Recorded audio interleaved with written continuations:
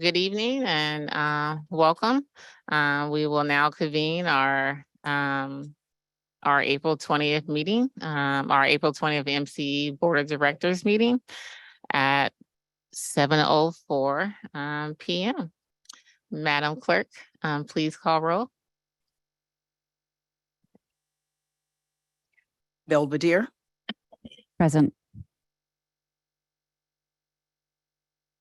Benicia, Concord, Contra Costa County, Here. Corte Madera, Here. Danville, Here. El Cerrito, Here.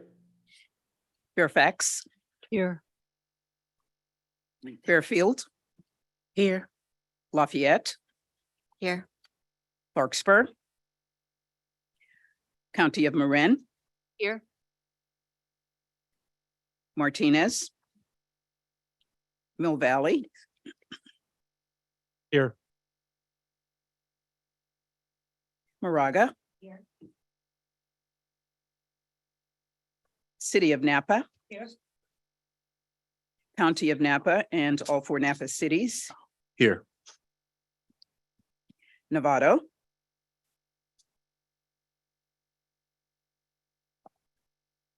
Oakley, Here. Pinole, Here. Pittsburgh, Here. Pleasant Hill, Here. Richmond, Here. Ross,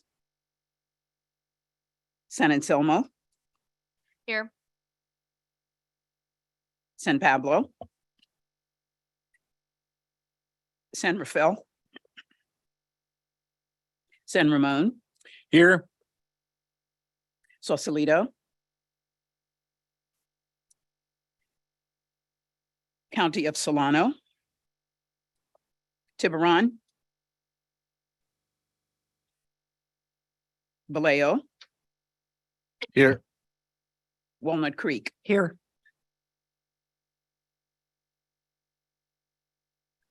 quorum established. Thank you, Madam Clerk.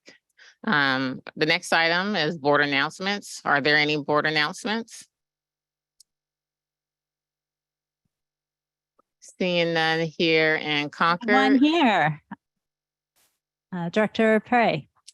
Yeah, I'd just like to warmly welcome my colleague on the Mill Valley City Council, Caroline Joachim.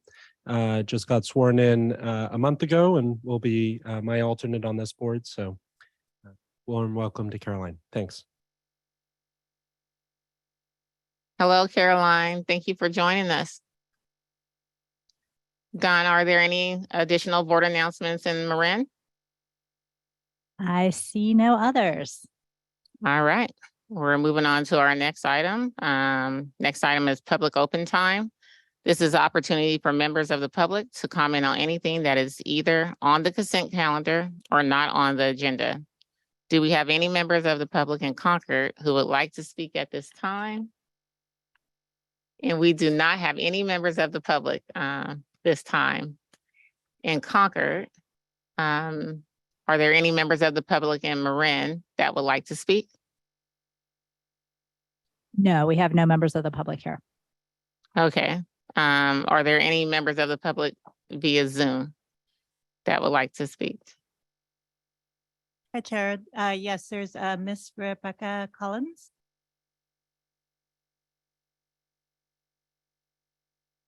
Hi, good evening. I am here tonight because a few days ago I was forwarded a copy of MC's letter of support for AB 538. After reading it, my first question is this: was this letter voted on as an action item? Because this legislation is not a minor policy issue, but a complete restructuring of California's electricity market and who has authority over this. It has vast implications for our state and represents an enormous risk to everything that MCE has accomplished and is trying to accomplish. It will invite parties from other states whose interests are the polar opposite of everything that MCE stands for. And this letter supports inviting them to run California's grid and electric markets. One of the tenets of community choice aggregation is energy democracy and energy independence. Every member of this board is here because of that, energy independence, and the independence of thought that should precede action. One of the concerns raised by Loretta Lynch, the former CPUC president, is that CCA is a state invention. The federal regulatory system does not recognize CCAs. CCAs do not exist in the FERC regulation or the FERC market. Why would we open ourselves to such risk and uncertainty to save a little bit on curtailment or such a small amounts of savings? Since PG&E's original study in 2014 claimed to save 6 to 7%, there have been 3 further studies, each one showing progressively less savings. The last one from NREL until 2023 shows less than a 2% savings for California electricity customers. Why would we want to give up California's agency over our world-class clean grid that exists precisely because our state has authority to make it so? Why on earth would we hand over our carefully created and tended grid with the countless activists whose tireless efforts and personal sacrifice has made it so? Many of them are your constituents. And looking at who is opposing AB 538 are opposed to seeing their blood, sweat, and tears thrown under the bus. I cannot find where there was an action item taking this. AB 538 is about nothing less than dismantling one of the most successful and cleanest grids on the planet that powers the Earth's 7th largest economy. I highly recommend listening to Ruth Bader Ginsburg in her Supreme Court decision on April 19th, 2016, when the state of Maryland, an RTO, tried to define responsible parameters for reliability for its state's residents. It was very clear Maryland no longer had authority to even do that. Thank you very much. Thank you. Do we have any additional public comment via Zoom? No. Thank you. Thank you. All right, I am moving on to item number 4, our Chief Executive Officer report. I'll turn it over to you, Dawn. Thanks so much. And I want to say a quick hello to Rebecca Collins, who was a big part of MCE's formation and launch many years ago. It's great to hear your voice, Rebecca, and I look forward to talking about the item you brought up later on the agenda. We will be covering this on our policy topic, if you're able to hang on for that. But I wanted to give an overview on a number of things to the board. Just as a reminder, if anyone has a computer, tablet, or phone in the room logged on to the Zoom meeting, be sure to have your microphone muted and your speaker and video turned off. Actually, you could maybe have your video on, but I know some folks might like to have the screen up just to be able to see the slides closely. I'm one of those people. But if you would like to do that, just make sure your mic's off so we don't get feedback. And then I wanted to let folks know that I'm sure everyone's aware Earth Day is coming up this Saturday, April 22nd, and our staff are looking forward to celebrating and showing up in your communities at a number of events, including Pinole Earth Walk, Earth Day Napa, Earth Day Marin, Lafayette, Earth Day Festival, Mill Valley's Earth Day and EV Bike Show, and the Fairfield Blues, Brews, and Barbecue Festival. So we'll be busy on Saturday. These are just a handful of them. I've got to keep it on low because, whoops. I think we need someone to mute there. Thank you. These are just a handful of the many local events that we attend throughout the year, and we always welcome your suggestions for other important events. So keep us posted if you have an event in your community you'd like us to send staff to. As we celebrate Earth Day, we also wanted to thank each of you for volunteering or choosing to be on our board and for your ongoing commitment to combating climate change with MCE. This is not an easy job, and we're really grateful for having such a great board. Next, I'd like to extend our thanks for the federal funding request support letters that many of you provided prior to our trip last month to Washington, D.C. To lobby for some of the great stuff that we're doing. You'll hear more about that trip later tonight when Stephanie Chen, our legislative director, gives us an update on policy items. But thanks a lot for those of you that submitted letters of support. It's already making a big difference. And then next, I'd like to introduce 5 of our newest staff members, and we're going to be able to get a hello from most of them, if not all of them. But first of all, we have Alejandro Castellan from San Francisco, who has joined as a customer programs manager. He will be leading our Healthy Homes program, which provides low-income rebates for home health, safety, and efficiency upgrades. Alejandro comes to us from Rising Sun Center for Opportunity, where he oversaw their energy efficiency and youth workforce development climate careers program. We've partnered with Rising Sun for many years, and we're really excited to have Alejandro coming on as a staff member. If you want to say hello, Alejandro, feel free. Hi, everybody, and thank you very much, Don, for the welcome. Great to have you on board. Next, we have Joy Massey from Oakland, who has joined us as a senior customer programs manager. She will be leading many of our transportation electrification programs, including our EV charging rebates.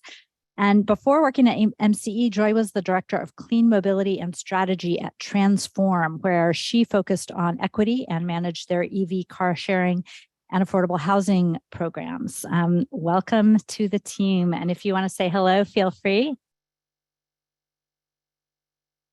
Oh, we may not be able to have Joy with us at the moment, so we'll move along to our next addition, Kiera Donato from Concord, who is our newest community development manager, who will be leading MCE's Spanish outreach and engagement. Kiara comes to us from La Clínica de la Raza, where she partnered with Contra Costa and Alameda Public Health Departments to organize school-based health centers.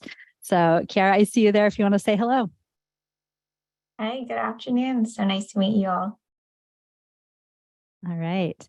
Next, we have Jackie Nunez from Half Moon Bay, who joined us as a communications manager. She'll be supporting Spanish and English communications and brand strategies to showcase MCE's thought leadership.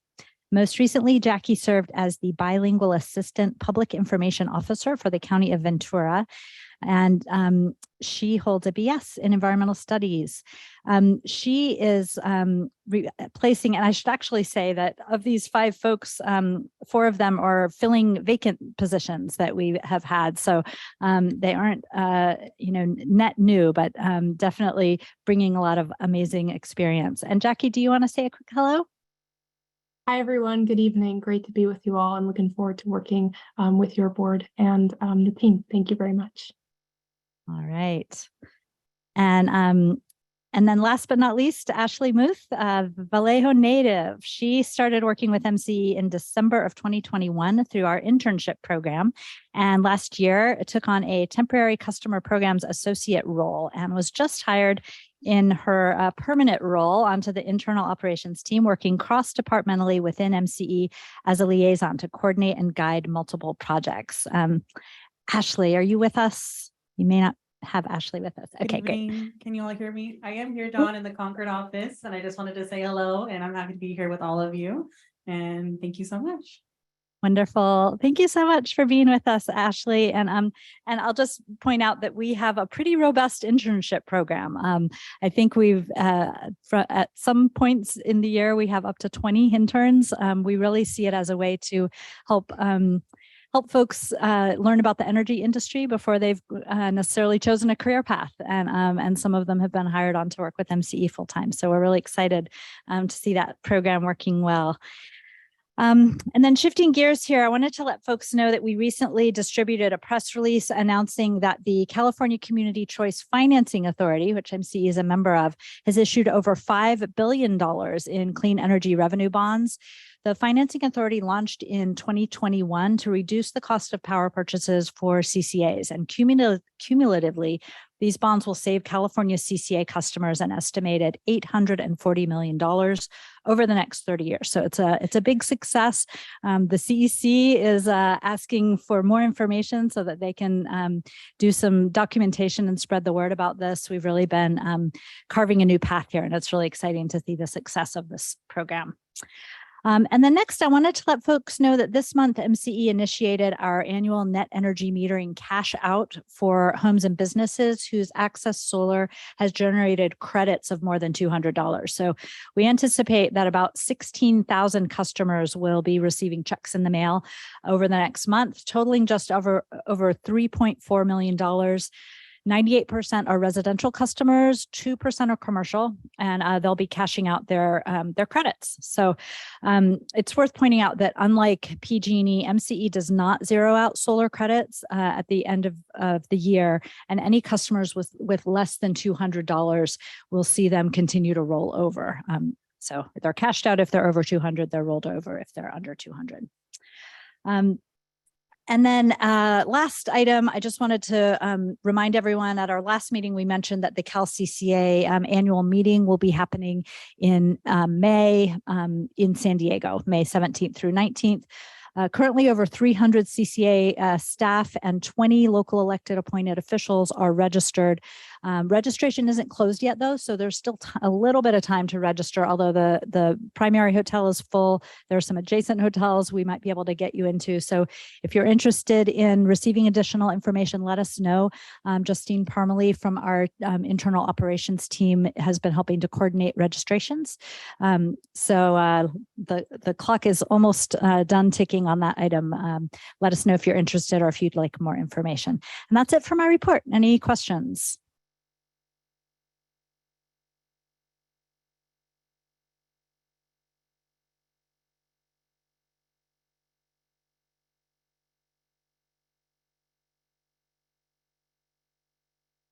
Thank you. Don, I don't see any questions here in Concord. Are there any questions over in San Rafael?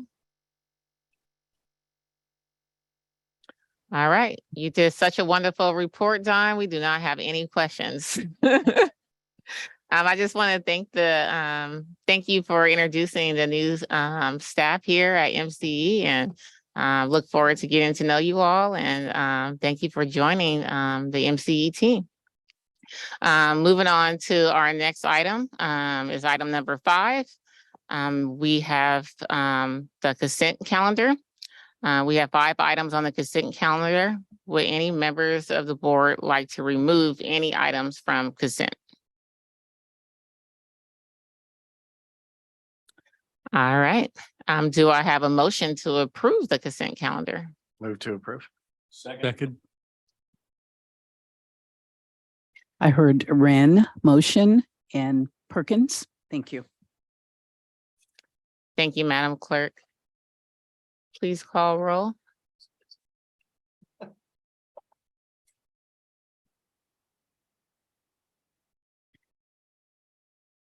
Belvedere, Yes. Benicia, Concord, Contra Costa County, Yes. Corte Madera, Yes. Danville, Yes. El Cerrito, Yes. Fairfax, Yes. Fairfield, Yes. Lafayette, Yes. Larkspur, County of Marin, Yes. County of Marin, Yes. Martinez, Mill Valley, Yes. Moraga, Yes. City of Napa, Yes. County of Napa and all 4 Napa cities, Yes. City of Novato, Abstain. Oakley, Yes. Pinole,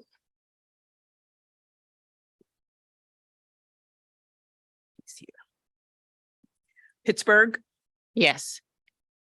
Pleasant Hill, Yes. Richmond, Yes. Ross, San Anselmo, Yes. San Pablo, San Rafael, San Ramon, Yes. Sausalito, Solano County, Tiburon, Vallejo, Yes. Walnut Creek. Yes. Motion carries. Thank you. Our next item is item number 6. And it will be presented by Director Beckman. Director Beckman, the floor is yours. Is he on Thank you, virtually? Madam Chair. I'm just going to give a readout from our first VPP Virtual Power Plant Ad Hoc Committee. So we held our first meeting on February 22nd. Our current roster includes Directors Dawson, Martinez, Murphy, Hooray, Rice, and Thier, as well as myself. Just wanted to give a little bit of background for folks. A virtual power plant, or VPP, is essentially a network of hundreds of components, including generation systems like rooftop solar panels and demand systems like smart thermostats and water heaters spread out over scores of private properties like homes and office buildings. MCE, our scheduler, and CAISO jointly manage each component of this network in order to raise or lower both supply and demand according to the needs of the grid at any given point in time. All members received an informational packet with VPP materials prior to the meeting, including core program documents such as the VPP tariff, agreement, and informational brochures. At our first meeting, we reviewed and accepted the ad hoc committee's overview and scope and received a staff presentation on their efforts to date on the virtual power plant pilot in Richmond.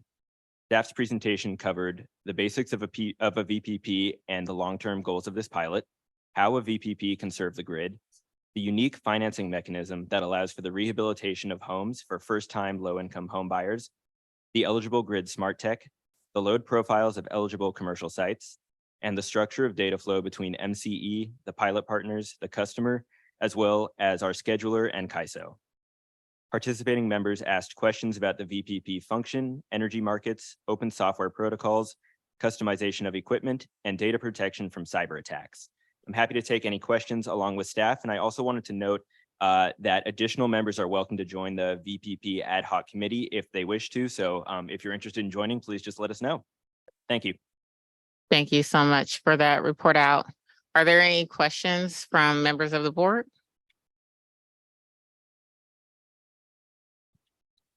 Any questions? All right, thank you.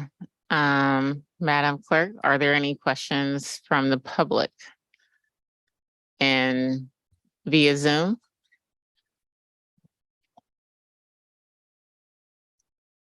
No, I don't see any hands raised. Jessica, are there any members of the public on your end? There are no raised hands, Chair. Thank you.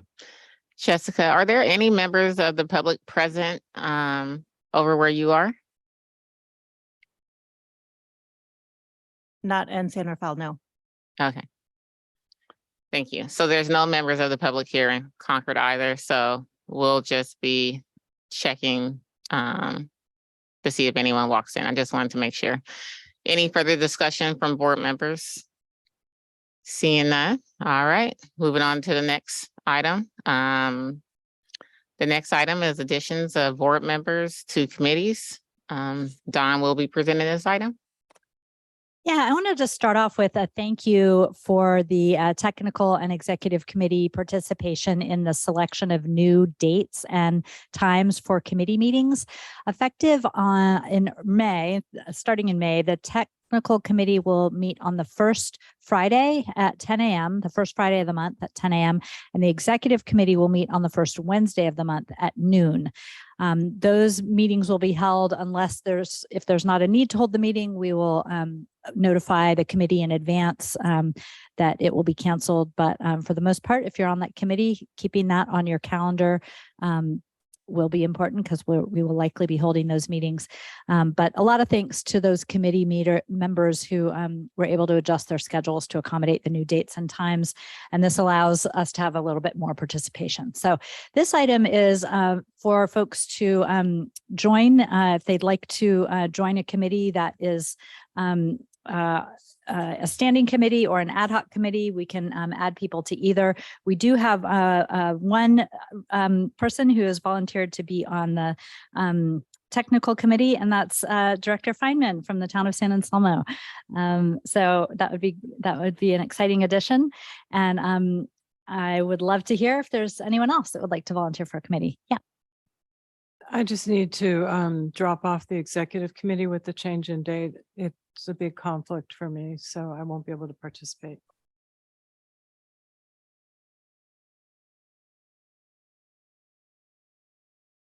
Are there any additional questions from members of the board for Don?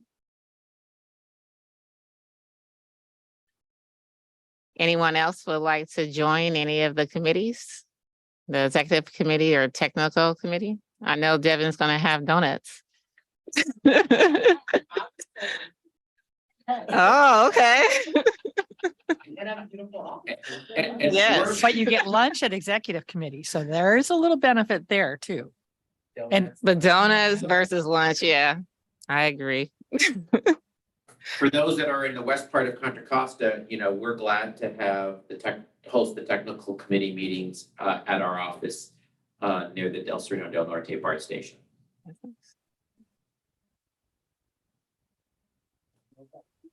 That means Eduardo, you don't have to go as far.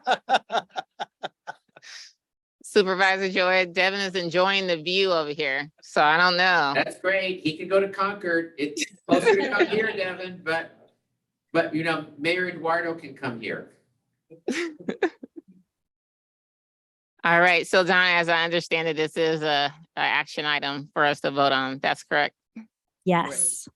All right. Are there any comments from members of the public that may have just walked in from Concord or San Rafael?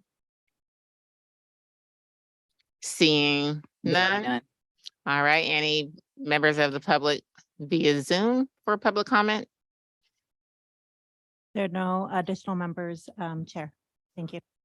Thank you. Do we have a motion to approve the new committee members? So moved. Second, Corder Madera. Perkins and Corder Madera. Hooray. Thank you, Madam Clerk. Please call roll.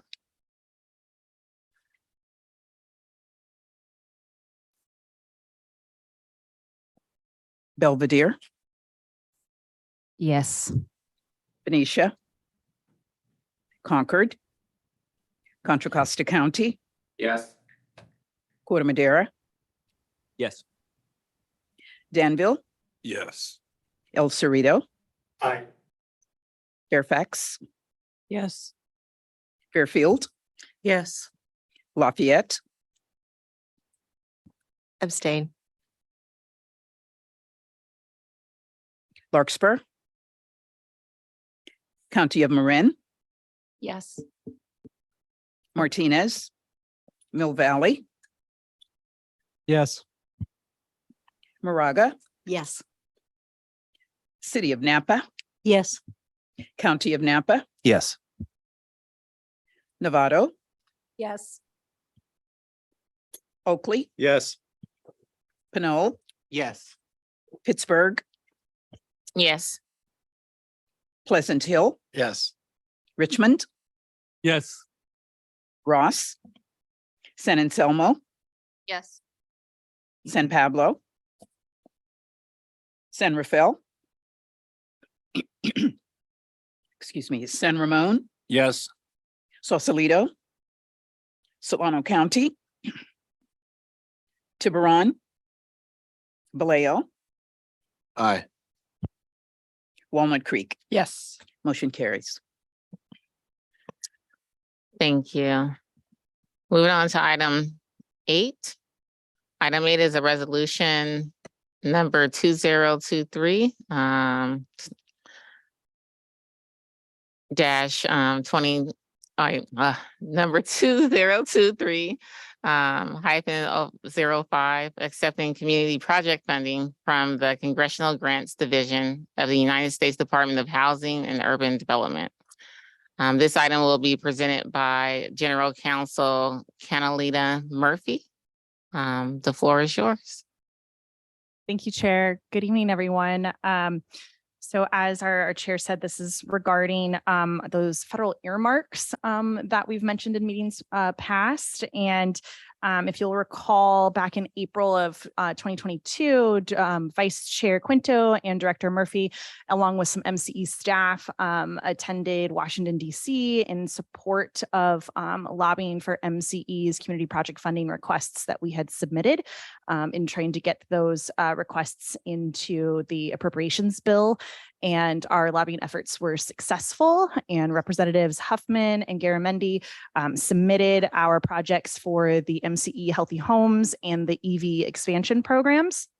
And both of those items were selected in the final appropriations bill, and MCE has been awarded funds for both of those projects. So this resolution would accept $750,000 for our MCE Healthy Homes expansion and $2 million for the MCEV expansion. And it would also allow our CEO, Don Weiss, to complete all documentation, signing the grant agreements, and all of the other required forms from HUD, the U.S. Department of Housing and Urban Development. They are the ones administering the grants. And so staff recommends approving this resolution. Thank you. Any comments from board members here in Concord? Seeing none, any questions or comments from board members in San Rafael? Yeah, just a question for Catalina or Don. My understanding is we did not apply for earmarks for this budget cycle. Is that correct? We actually did, and we'll be discussing that at the end of the agenda. Stephanie Chen will be presenting on that, and part of the DC delegation trip included some requests. Yeah. Thank you. Thank you. And Supervisor Joy, I keep forgetting your office there. So you and Gabe, any comments from you all? I don't No mean to comments. bypass you. No comments and no members of the public here. All right. Thank you. Any public comment from members of the public, Concord, San Rafael, or via Zoom? None in San Rafael, Chair. No, Chair. Thank you. Do we have a motion to approve resolution number 2023-05? Move to approve. I'll second. We have to beat you guys.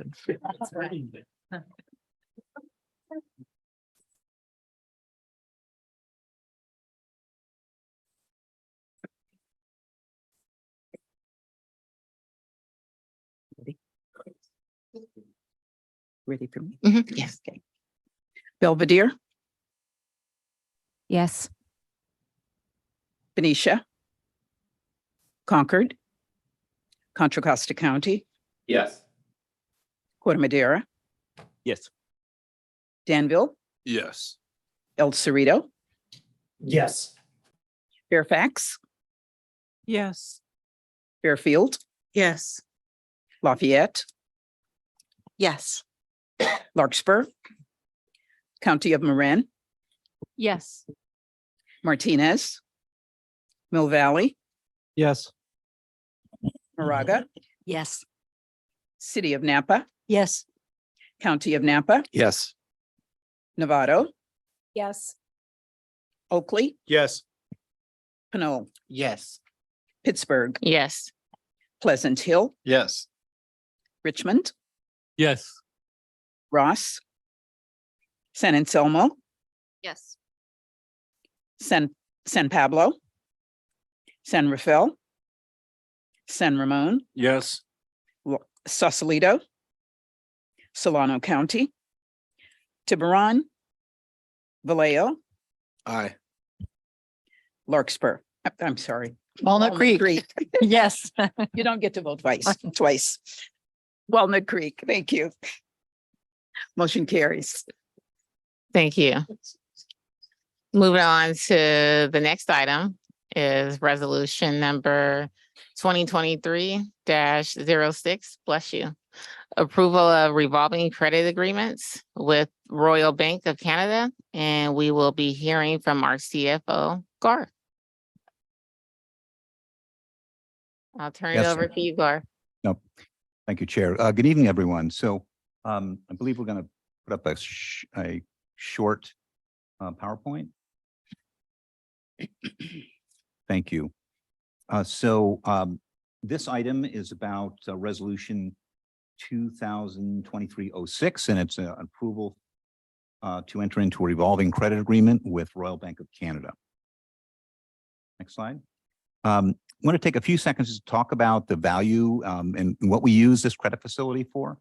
The credit facility is added to our liquidity calculation, and that's per our reserve policy. And this particular facility at $60 million would represent about 25% of our actual liquidity level right now. So, and again, we'll talk about this, but this is an increase from the existing facility from 40 million up to 60 million. But importantly, this adds liquidity to that the rating agencies look at very, very closely. When they look at and evaluate CCAs, liquidity amounts are one of the most important things that they look at. So we've been fortunate enough to have some really strong credit facilities in the past, and this one as well from a very, very high rated bank. And how would we use this facility? Well, we can use it just to actually to draw on it directly if we needed to, but we can also use it to post up letters of credit for collateral, and also post up letters of credit as well for regulatory purposes if need be. Next slide. So so again, the existing facility with JP Morgan Chase, we entered into that in 2018. It was expiring in November of 2022. We requested and they granted us an extension of 6 months. And so we went through a renewal process and a renewal and replacement process, potentially to either renew with JP Morgan, but we also went out to the market to see about interest to provide MCE this facility. So much has changed since 2018 when we originally secured the JP Morgan facility. We now have stronger ratings. We have a BBB+ rating from Fitch and an A rating from S&P. And so the universe of banks that we were able to really look at to provide this facility really had to be banks with a credit rating of A or better. And to be a really strong bank, have a minimum, we used a criteria of a minimum of 25 billion in net assets. And also we wanted to be careful to sort of limit this universe to banks that have at least exhibited some commitment to renewable energy and a transition away from fossil fuels over time. Next slide. So the RFP was sent out to 15 banks, again, with the minimum capital and ratings requirements, and a proven commitment to an investment in the transition to renewables. We received just 2 qualifying responses, and Royal Bank of Canada was the best qualifying response. It was the highest rated bank that responded, really one of the highest rated banks of any that we even sent the RFP to, had the best pricing by a large margin and the most flexible terms. And RBC has committed to provide up to 500 billion in sustainable finance by 2025. And in my recent conversations with them, they have done somewhere around, I guess, 84.8 billion in the last year or so. And primarily that was for climate related objectives. So they've also committed to reduce their GHG emissions by 70% and source 100% for electricity from renewables and GHG-free resources by 2025. Royal Bank of Canada in Canada is a very popular bank. There's branches all over the place, and so this is a pretty significant commitment by the bank. So that's it. I'd like to open it up for questions. We are hoping to secure this facility and get it closed before the May deadline when the JP Morgan facility expires. And so, we're on track to do that. We have a we have a good document in place and in draft form, and the resolution would allow us to finalize all those documents and close the facility. Thank you, Garth. Are there any questions for Garth here in Concord? Teresa? Thank you. How long will this one last since the JP Morgan ended in 2022? What is the time frame for this? Yeah, that's a very good question. This is a 3-year facility. Also, we have added on this facility that if we do draw on the facility, we'll have 3 years after the expiration of the facility in 2026 to amortize whatever borrowings we have. So it has what's called a 3-year term out period. So this is a 3-year facility, and there will be an opportunity either to renew with RBC or again do an RFP at the end of the term.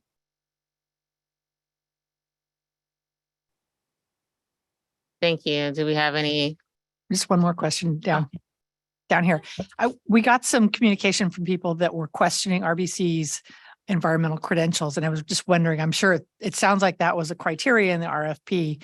Do you feel like that question was evaluated at enough depth during the RFP evaluation?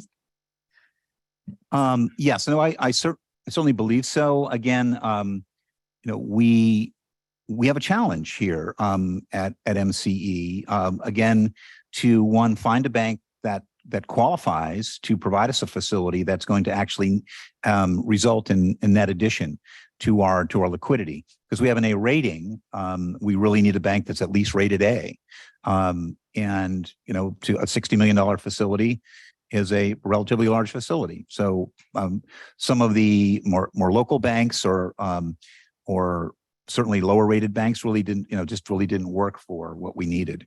Again, all of the banks that we looked at that met all of our basic financial criteria certainly are involved in financing to some degree, fossil fuels. So again, what we're looking for banks that are transitioning away from that, but also that we're very much involved in also financing renewables. So again, it's a bit of a compromise, certainly. Thank you. I recognize the trade-offs and all of this stuff. So thank you for answering that. I have a question. This is Dave Fong from Danville. Do we have certain benchmarks that are in place to evaluate the progress of RBC as they continue to, change their behavior or subscribe more to renewable energy? I wouldn't say that we have benchmarks in place. They certainly have exhibited a lot of progress in this regard and a significant commitment. But we certainly will take it under advisement to try to get updates from them and measure their progress. If that's something you're asking for. I would, only because if this is a 3-year contract, I think it's important for us to really understand what their commitment is to renewable energy. Because it's not so much the first 3 years, it's what do you do after the 3 years when you're re-upping and taking a look at facilities going forward, and whether RBC is a strong candidate for our credit. Okay, we'll certainly look at that and come back with something. Yeah, I think that's something that would be easy for us to do. Shouldn't be a problem. Chair, there's a comment from Director Wilkinson in San Rafael. Garth, I just wanted to check the criteria were listed in the RFP, correct? So I'm just confused as to why River City Bank would respond to the RFP when it didn't meet the minimum requirements in terms of credit ratings. Yes, we did not send the RFP to River City Bank because they did not meet the basic criteria. Although River City Bank is our bank, they monitor our RFPs. They're on a list to receive all of our RFPs. And so they did receive it. They did submit a response. And it unfortunately did not meet our criteria, primarily the ratings criteria and other collateral aspects that they were requiring. So again, it was not, it didn't qualify. And I, of course, spoke to them about it, and they understood, certainly so. But they did submit without having received the RFP directly.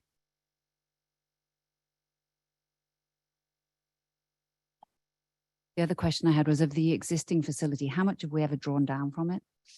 We fortunately, we have not had to draw down on it at all. Again, we have been very fortunate in the last few years. We really don't have many counterparties that require required collateral of us. And so we just haven't had the need to actually draw on it. So we haven't in the past. So the reason to expand the size of the facilities just to reflect the growth in overall MCEs. Yes, and also the very good price. This price allowed us to increase the size of the facility by 50% and pay about the same, or actually a little bit less than what we were paying for the JP Morgan facility. Okay. I mean, it seems to me that this is a no-brainer for me, at least, because I understand the environmental aspects of this, but clearly having credible financial institutions provide that credit facility is really important. Thanks.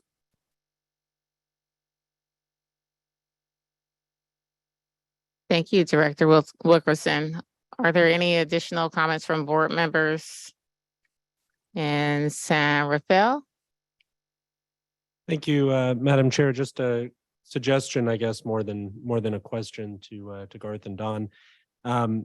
I think it'd be helpful, given this conversation, to maybe if we do take Director Fong's suggestion of benchmarks, maybe to bring this back maybe annually, if this is over a 3-year time horizon, and then maybe give, the opportunity for Royal Bank of Canada, right, to maybe respond to some of the questions that are raised and monitor their progress rather than waiting for the 3-year time horizon. Thanks.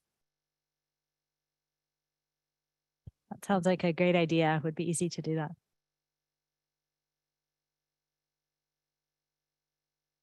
Thank you. I am checking in. El Cerrito, any questions over there? No, we're good. We're good. All right.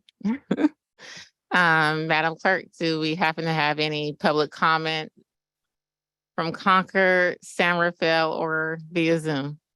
I see no raised hands, Chair. All right. Bringing it back to the board before we make a motion. If there's not any comments or, oh, you have some questions? Nope. Okay. It was like a question. It was like a question face, but I see everyone is ready to press the button. You all got to give San Rafael a chance to vote here. I was going to say, we've had a few motions made over here that just weren't heard. So yeah, I think folks might be feeling left out. All right. So if anyone in San Rafael would like to make a motion. We thought you guys had fallen asleep.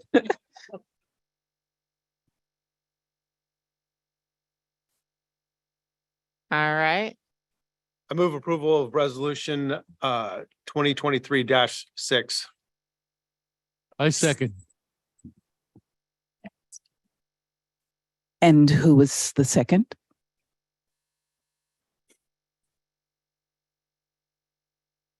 We'll second just so we can represent us over here. Who made the second, please? Contra Costa. Thank you.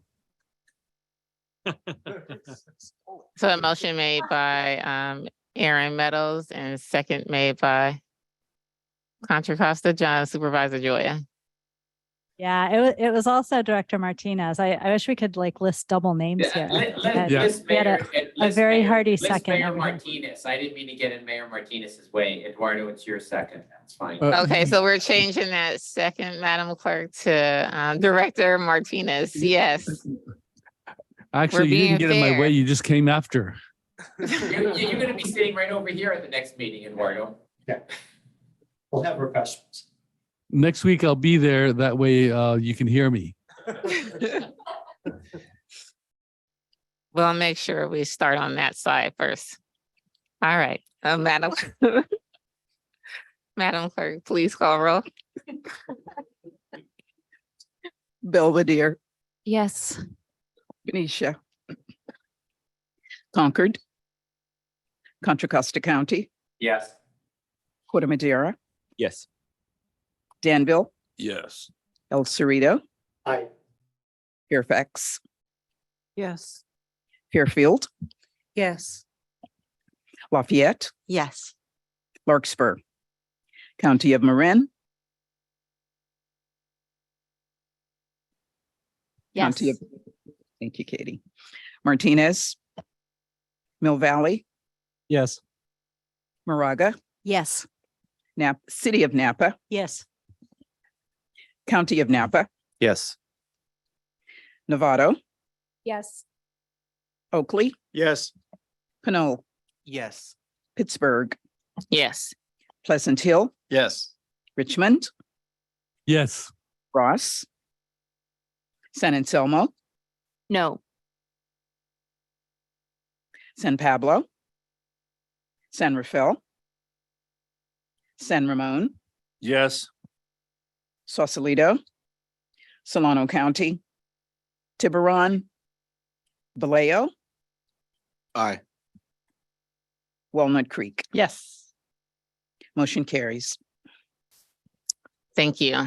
We are moving through the agenda quickly. Like, I can't believe we're almost done. Item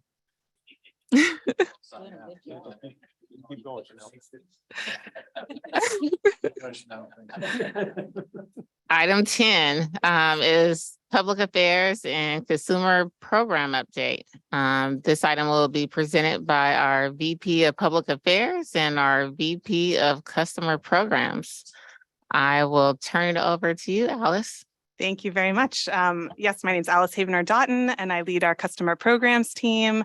I'm really excited to be here tonight in person with my colleague JB Ackman to share some updates on some programs and initiatives that our two teams work together very closely on. So before I jump into it, I want to let JB introduce herself as well. Thanks, Alice. My name is JB Ackman. I'm the Vice President of Public Affairs. I've been with MCE for about 6 months now. Really happy to meet you all in person, most of you for the first time. So thanks for having us. We're giving this presentation together because in many ways, Public Affairs is a service organization. We support the work that customer programs and other key programs that are part of MC are doing to help connect that information with the audiences that we serve. So we thought tonight what would make sense is for Alice to talk about the programs and the goals and us to talk about how we're helping her achieve them. All right, and we do have a PowerPoint presentation for this item. Thank you. And next slide, please. All right, so just for some context, MCE has over 20 different programs and initiatives that we offer to our customers. So even though we're running ahead of schedule tonight, I am not going to talk about all 21 of those programs. We are going to pick 4 and highlight 4, and then I hope to come back here soon and provide updates on some of the other ones. And then we'll wrap up our presentation with a little bit of focus on what we are looking forward to this coming year. Next slide, please. So we are going to start with our programs for electric vehicles. We have 3 main initiatives to support electric vehicles. We offer incentives and technical assistance for charger installation. That's at workplaces and multifamily properties. We offer rebates to help our customers that qualify based on income purchase EVs. And we also have a phone app that connects to home chargers and vehicles to help manage EV charging at home to direct that charging towards times of the day where it's cheapest, cleanest, and most beneficial generally for the grid.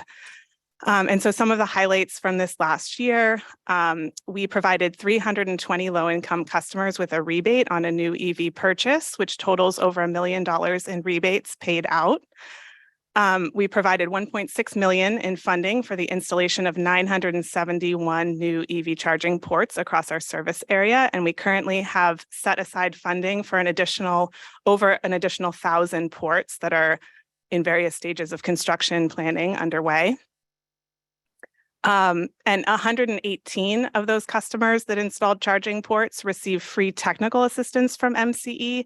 So this is a service that we offer at the very beginning stages of a project for customers who really need just like a little bit more information to kickstart their project. We will set them up with a technical assistance provider and help them plan their project. And we currently have over 1,100 customers signed up and enrolled in MCE Sync, which is our app that manages vehicle charging. And then I just want to highlight the photo here is one of our EV rebate recipients from Richmond, who is enjoying her new EV. Next slide. And then next, I'd like to talk about our home energy savings program. So this is a program that provides no cost energy efficiency and electrification support for moderate income households. One of the reasons why we focus on moderate income households is there are a lot of programs out there that do provide similar support for low income households. But the way low income is defined, we found that there was a lot of need in what is determined the moderate income bracket. That's still an income bracket where it is hard to afford these types of upgrades to your home. And so this program had a goal in 2022 of upgrading 335 homes, and we were actually able to upgrade 368 homes. That fully expended our program budget, and at the end of the year, we had 33 applicants on a wait list who will be helped with those upgrades this year. So the most common work was duct sealing and attic insulation. 46 of those homes received free electrification measures, and that was actually something we were able to do because we helped our implementation partner receive a grant from the statewide tech program. So that helped us provide additional incentives and be able to offer the electrification. So those are either electric water heaters or electric space heaters.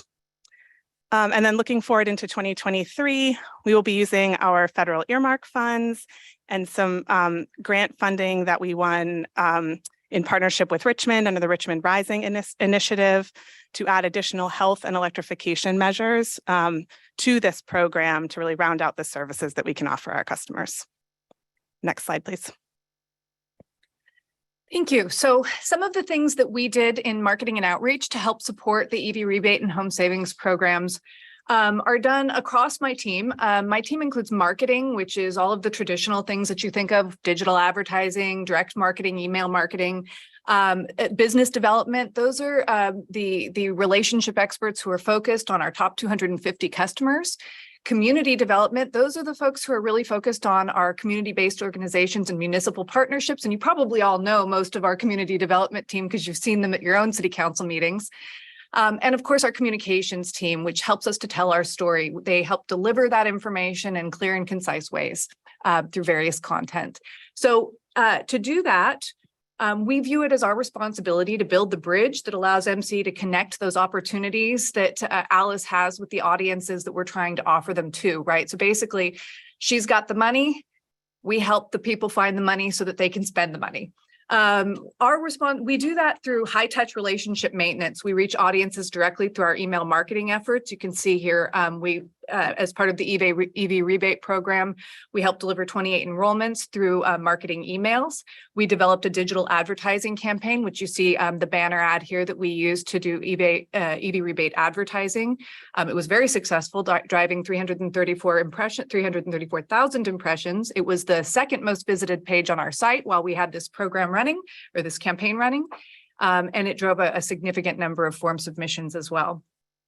For the home energy savings program, we're delivering content and collateral. We're helping those audiences understand their options, and we're helping teach children and their families about what those energy savings can result in, why it matters that we focus on looking for ways to save energy. Next slide, please. All right, so next we would like to highlight our strategic energy management program. This is a program that helps our municipal, industrial, commercial, and multifamily properties reduce energy usage through low and no cost operation and maintenance improvements. The program that we run for industrial, commercial, and municipal partners has been going for several years now, and we currently have 19 active participants. These tend to be large customers that have a lot of savings to be gained from optimizing their operations. This is another picture of one of our customers. This is Ramar Foods in Pittsburgh, who is one of our SEM participants. And so I just wanted to add that context when I say that of those 19 participants, they achieved an average annual bill savings of over $50,000 on their electric bill and $30,000 on their gas bill. And often these are changes that require, little to no cost upfront. It's just adjusting the maintenance of their facilities and the operations.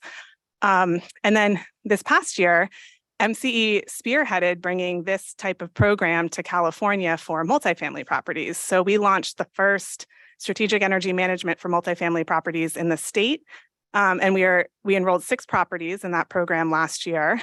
And we also lobbied for this at the CPUC, and the CPUC adjusted their rule book so that now other program administrators can also offer this type of program. So we hope that this has effects beyond our service area. Next slide. So as part of our strategic energy management campaign, we worked with case studies, including Ramar Foods, to try and deliver this content across LinkedIn. They were gracious enough to do a video with us to help explain the benefits of the program. And it was extremely successful on LinkedIn, driving more than 785,000 impressions. We also created a new program flyer for multifamily property owners. We're developing new 4 to 9 p.m. campaign leave behind materials for multifamily residents. And as a result of this work, the strategic energy management page was the 9th most visited page on our website, which was a significant increase during this campaign from typical traffic that we saw on that page. Finally, we worked with customer programs and Director Vasquez, thank you very much for your support for that, by the way, to deliver a workshop in Solano County to agricultural customers. That was hosted on March 17th. We had 12 businesses in attendance, and we developed several leads, which we are working with those individuals now to put together site visits and do further follow-up to develop those leads.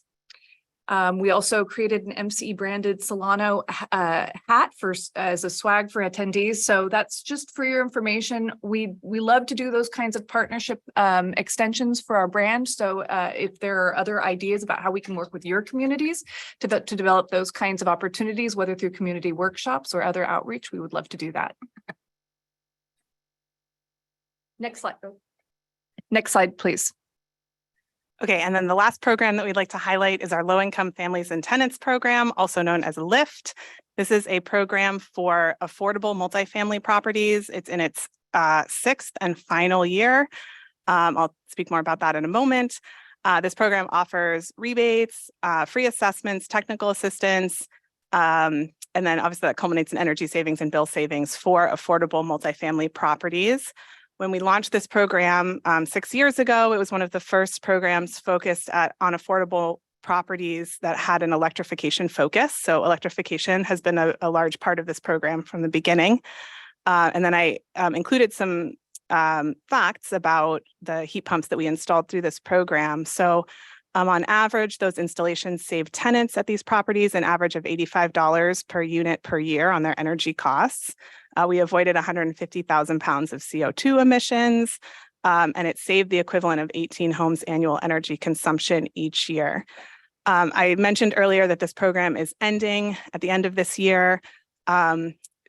This was a pilot program, and actually this program design was picked up by the CPUC and will be launched this year as a regional program. So for all of Northern California, and it's being run by the third-party program administrator. So that's one of the reasons why our program is ending. There'll be another program that'll offer similar services that's sort of based on and drawing lessons from the program that we piloted. However, MC will continue to have our standard multifamily energy efficiency program. So that's not going away. Just this special focus on low-income families and electrification will be moved. It'll still be available, and we can refer our customers to that other program. And I think I forgot to mention that to date, we've served 998 units at 25 properties, and we still are looking to close out an additional 1,203 at 17 properties before the end of the year. Next slide, please. While the LIFT program is changing, we will continue to do the same customer outreach and education because we believe that it's still our responsibility to help vulnerable populations understand what options are available to them. So to that end, in the last quarter, we've developed some new outreach materials to reach vulnerable residents. Those are individuals that are subject to potential delinquency and may need support with bill pay assistance, connection to PG&E pay assistance programs, or access to our discount programs. So we continue to develop those materials, which included a new multilingual mailer and email communication, as well as new websites in multiple languages as well. We worked with the customer programs implementer to deliver a participant survey to LIFT participants who were in the program over the last year. We don't have the results for that yet. We'd be happy to bring that back as we develop that information, but we were very pleased to see a 35% response rate. And finally, we continue to support outreach and education just generally around the question of rates and how they are impacting individual customers. We did that. We do that education both through blogs, e-newsletter content, direct marketing pieces, and community outreach.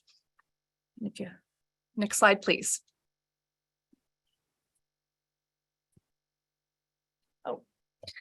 So the next slide is looking ahead at the work that we're doing in 2023. And one of the campaigns that we'll be focused on is the 4 to 9 campaign. That is trying to drive some behavioral change, encourage customers to start thinking about better ways to save and things that they can do at home. One of the ways that we're going to be helping to extend that campaign is through the implementation of SMS text alerts when there are flex alerts, which of course we do anticipate in the next year. So we'll be helping to connect customers with that vital information during those periods. We also will be focused on continued conversion to our Carefera programs. We will be driving enrollment and program awareness for income eligible customers in the next few months. Of course, those issues have been, of additional focus since the beginning of the year. We did have a rate increase that affected customers. PG&E has had a rate change. So there's been a lot of questions, and we're doing our part to help educate people about what that means for them. We continue to focus on the community. We've done more than 110 community meetings and presentations since the beginning of this year.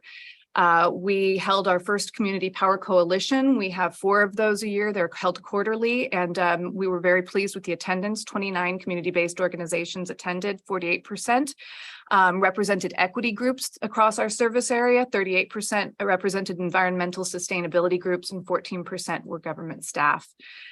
We did just hold our first power hour today to focus on peak flex. Again, a really well-attended meeting. We had more than 36 individuals and more than 47 attendees total at the meeting. And we are hoping for additional leads for our peak flex program from that. Finally, we are exploring inclusion with new communities in 2025. Hercules will have their first reading in May. And Vacaville has had 1 community workshop. There will be 2 more before their first reading in June. Next slide, please. All right, and then lastly, looking ahead for the customer programs team, under our EV program, we are excited this year to launch a point of sale EV instant rebate later this year. So what that means is no longer will our customers have to purchase a vehicle and then submit paperwork to us to receive a rebate. They can go to the dealership and get our rebate right off the cost of the vehicle at the dealership. That should be a huge benefit to those customers. We're also anticipating a decision this summer from the CPUC extending our energy efficiency funding through 2027. And our team was very successful last year in winning some new grants to support our work. And so we now have our work cut out for us, getting contracting underway, as you heard about earlier, for our federal earmarks. I have the 3 that we received last year listed here. And then also expanding the partnership between our home energy savings and our healthy homes work in Richmond. And actually, I also should have mentioned throughout Contra Costa, thanks to the federal funding. But yes, those are some of the items that we're looking forward to this coming year. And next slide, I think that brings us to the end of our presentation. Thank you so much for your attention. Thank you both. You guys are doing an awesome job. Really appreciate seeing all the programs for the community, as well as for businesses, and really enjoy just seeing how you're looking at outreach as well. Because, you know, we can have all the programs in the world, but if we're not reaching the community, that makes it really difficult. So you're not just looking at social media, but you're looking at trying to reach people where they are as well. So thank you for what you are doing and your team is doing. I am going to check in with board members in San Rafael first. Are there any questions for staff or comments? Director Rice has a comment, Chair. Yes, thank you so much. Thank you for the presentation, and these programs are amazing. And also how they're some of them are becoming models that get taken other places. What I'm wondering about is specifically the what we're gleaning in terms of if we look at who the folks who are taking advantage, say, of the EV rebates, and if we can tell anything with about how the availability of charging is influencing and or slash, excluding folks from being able to take advantage of those of our program and other rebate programs for new EVs.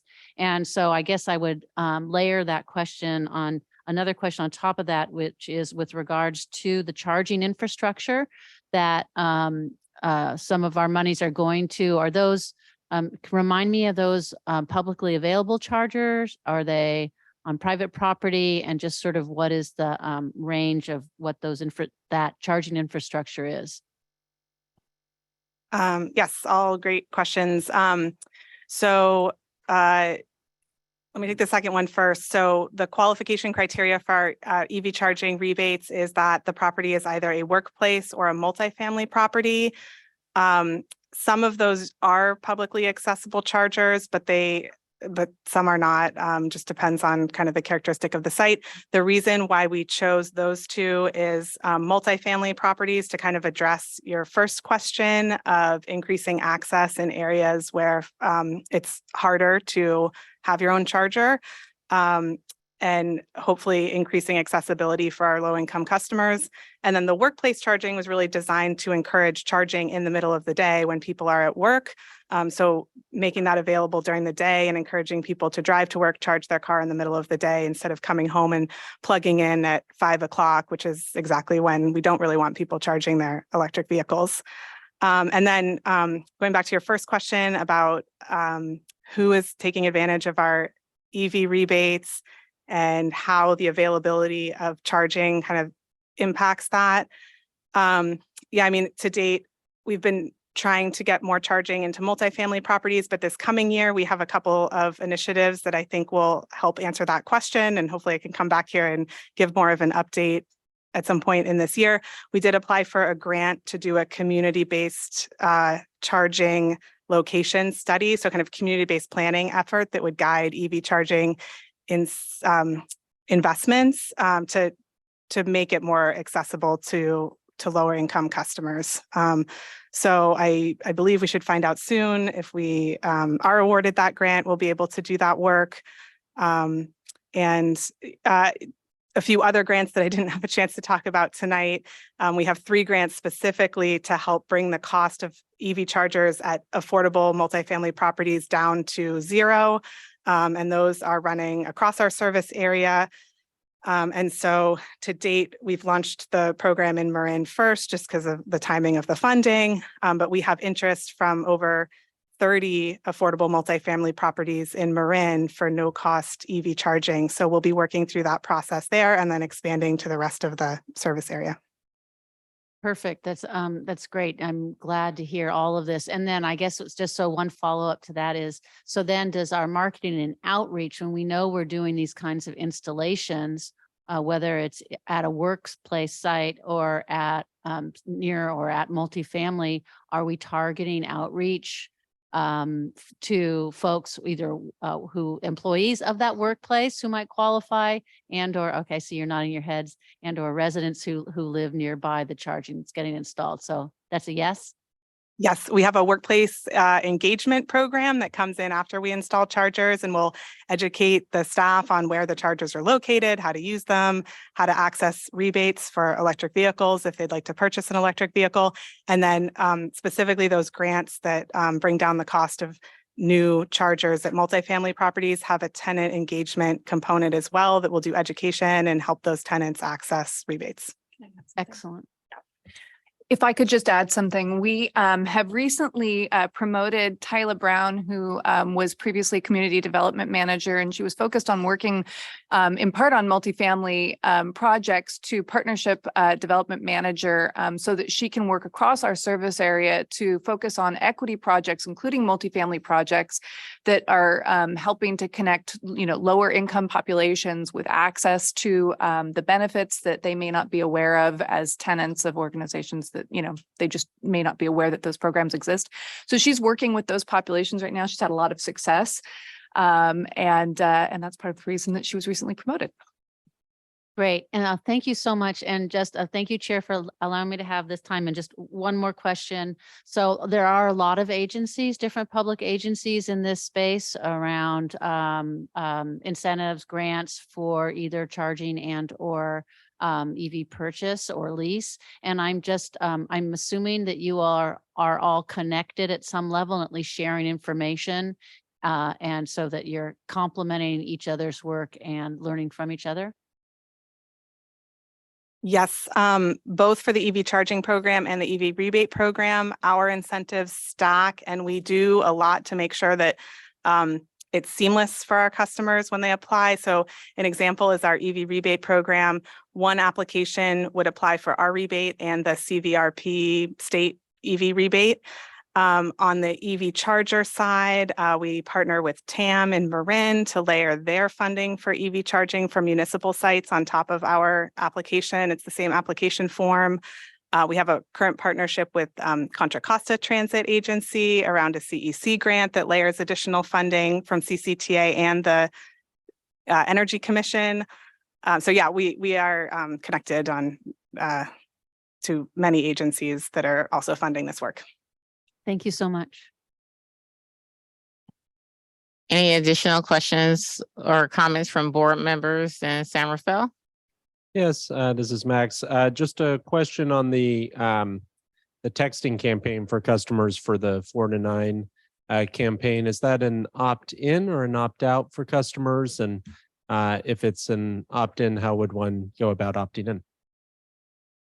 This is actually an opt-out campaign. We are allowed through CPUC regulation to send text messages to customers who have provided us with their cell phones when it is mission critical information related to their actual energy service. So they didn't have to opt in for that.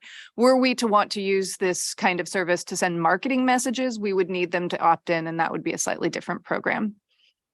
Great. And then I heard and saw on the slides and in the staff report mention of Spanish translation. Are there efforts to also translate into other languages as well? And does that extend to, for example, like a texting campaign or an online social media campaign? Thanks for the question. So we do translate most of our materials into Mandarin and Spanish. We have certain communities where we also translate into other languages. For example, Laotian is one of the languages for specific communities. We're open to, we use the census survey results to sort of determine what are the most predominant languages we should be using based on the community that we're trying to reach. But we're always open to recommendations. So if there is a preferred language you would like us to reach to use when reaching your community, we would definitely like to have that conversation. As far as our campaigns, we try to use multiple languages for our online communications, digital communications. And yes, we have not initiated the Flex Alert campaign yet, but we will certainly look at how we can do so in both Spanish and English at a minimum.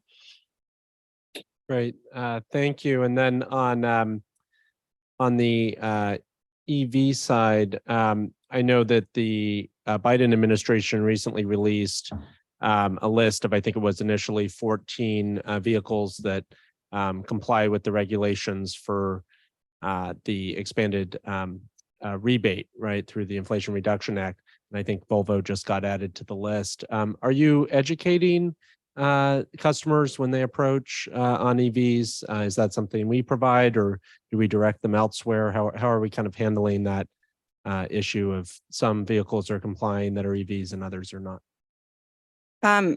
Yes, we do have information when folks apply for our EV rebate on all the other incentives that they're available for, including tax incentives, federal rebates, state rebates.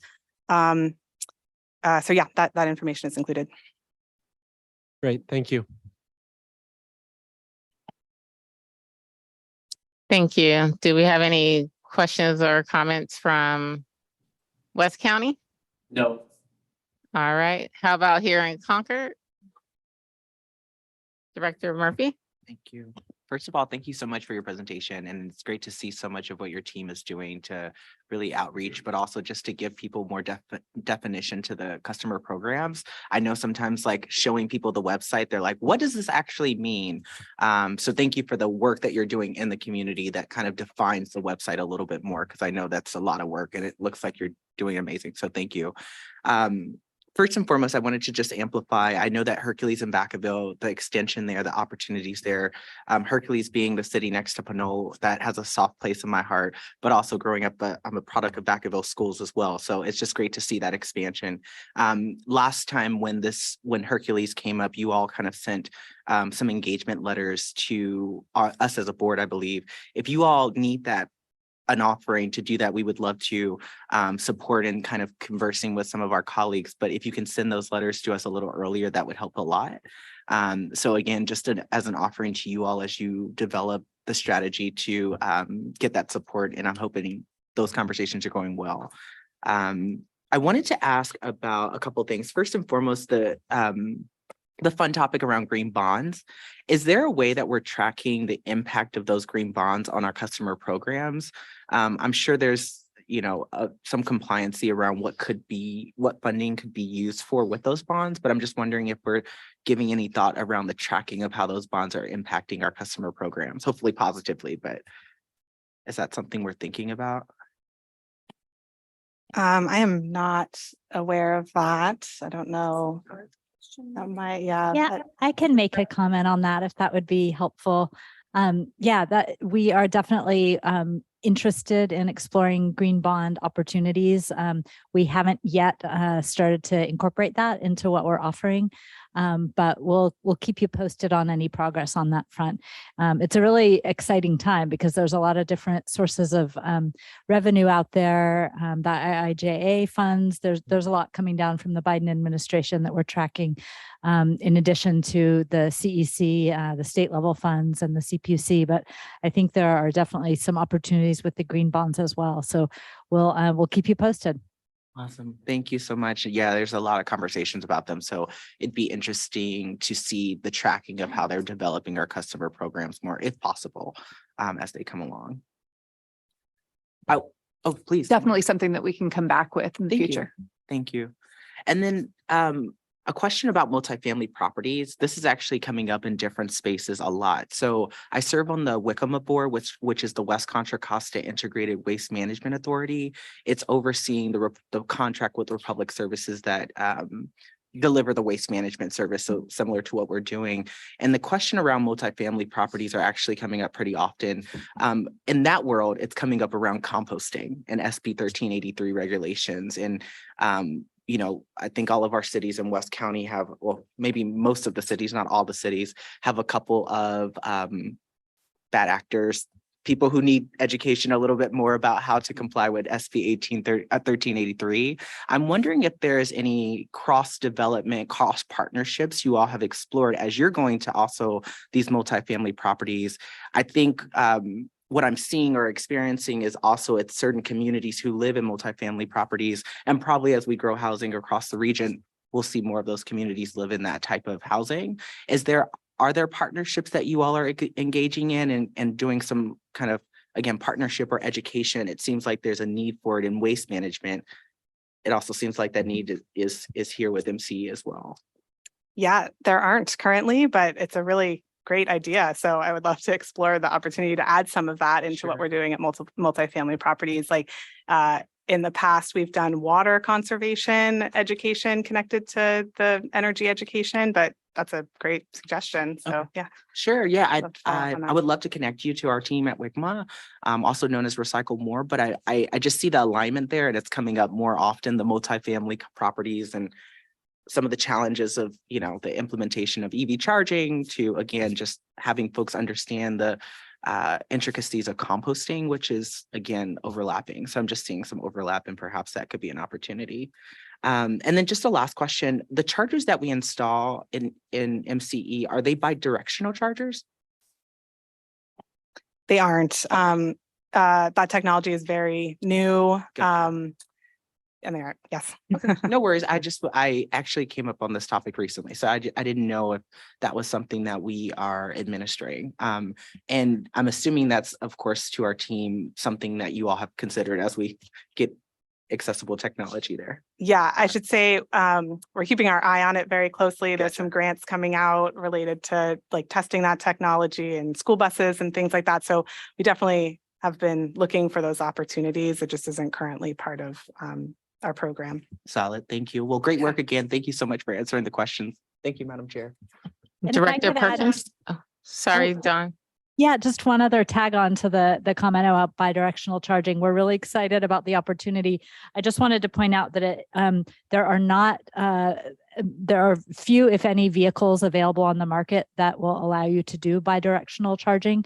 And if, you know, some people during PSPS events have been using their car battery to charge their house, and that voids your warranty. So, but it does seem to work. So, I mean, I haven't personally tried it, but because of all of that, you know, bidirectional charging isn't really mainstream yet, but definitely very, very exciting opportunity for us to shift load around. And we're hoping that that technology becomes available soon. Thanks, Dawn. Thank you, Director Murphy. Director Perkins? I just wanted to offer a suggestion. When you go to cities that are considering joining MCE, to me, one of the more compelling things was when Don Tatson, who was a member of this board for many, many years, came to San Ramon. He was widely known because he was very active in a lot of communities, but you engage with the elected officials in adjacent cities and ask them if they could come and in public comment, you know, add some of the value. So when, you know, Hercules is considering, you add, you know, Devin to the agenda so that, because I'm sure he's widely known there in Hercules. No, I'm just joking. But my point is, I found that Don Tatson's comments were very helpful as an elected official. Your staff, and you do a great job, but we live in a slightly different world. And sometimes those comments coming from another elected official can be very compelling. Thank you, Director Perkins. Director Gregory? Yeah, thank you. Ryan Gregory, Napa County. First, thanks to MCE. We had a climate change event in Napa a few weeks ago. MCE sponsored, but also sent staff to spread the word about the EV program. We appreciate you being in our communities, spreading the word. Heard about a wait list on the home program. Is there such a wait list for the EV programs, or are we able to get to and serve most the applicants or all the applicants? Thank you. Yeah, we don't have a wait list on our EV rebate or our EV charger program. Though, yeah, we've been able to serve the interest.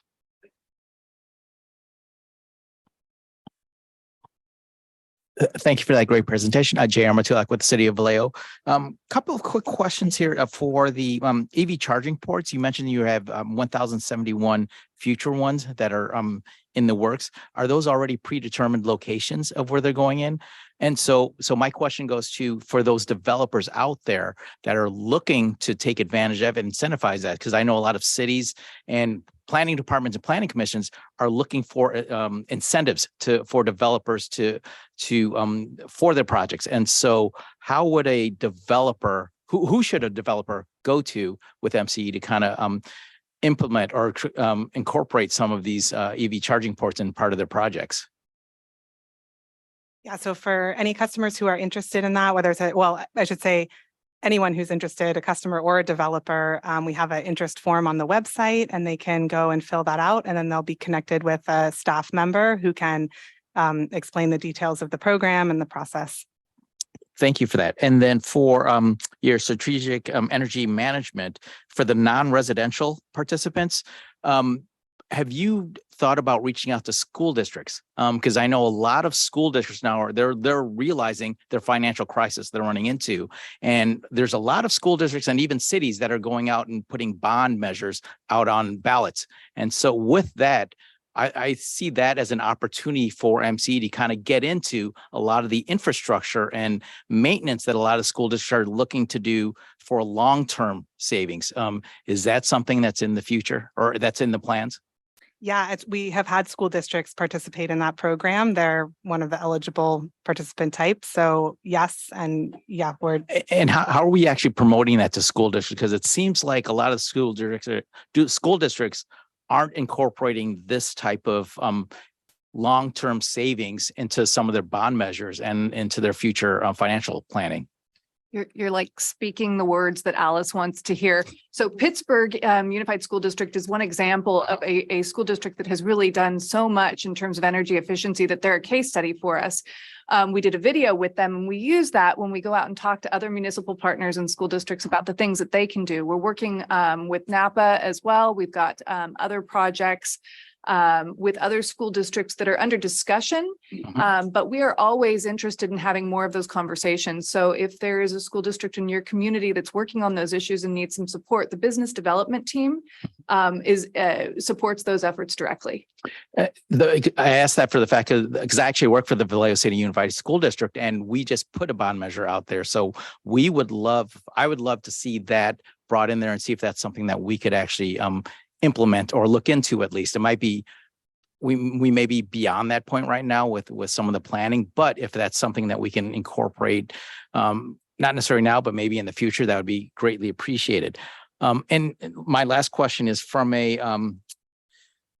so we just bought a EV electric vehicle with that's a hybrid. And so I know when we went through our whole sales pitch with the dealership, they included the EV charger. Now, are we, help me understand, are we in competition with dealerships for the EV home chargers? Or are we supplementing or helping supplement some of those needs?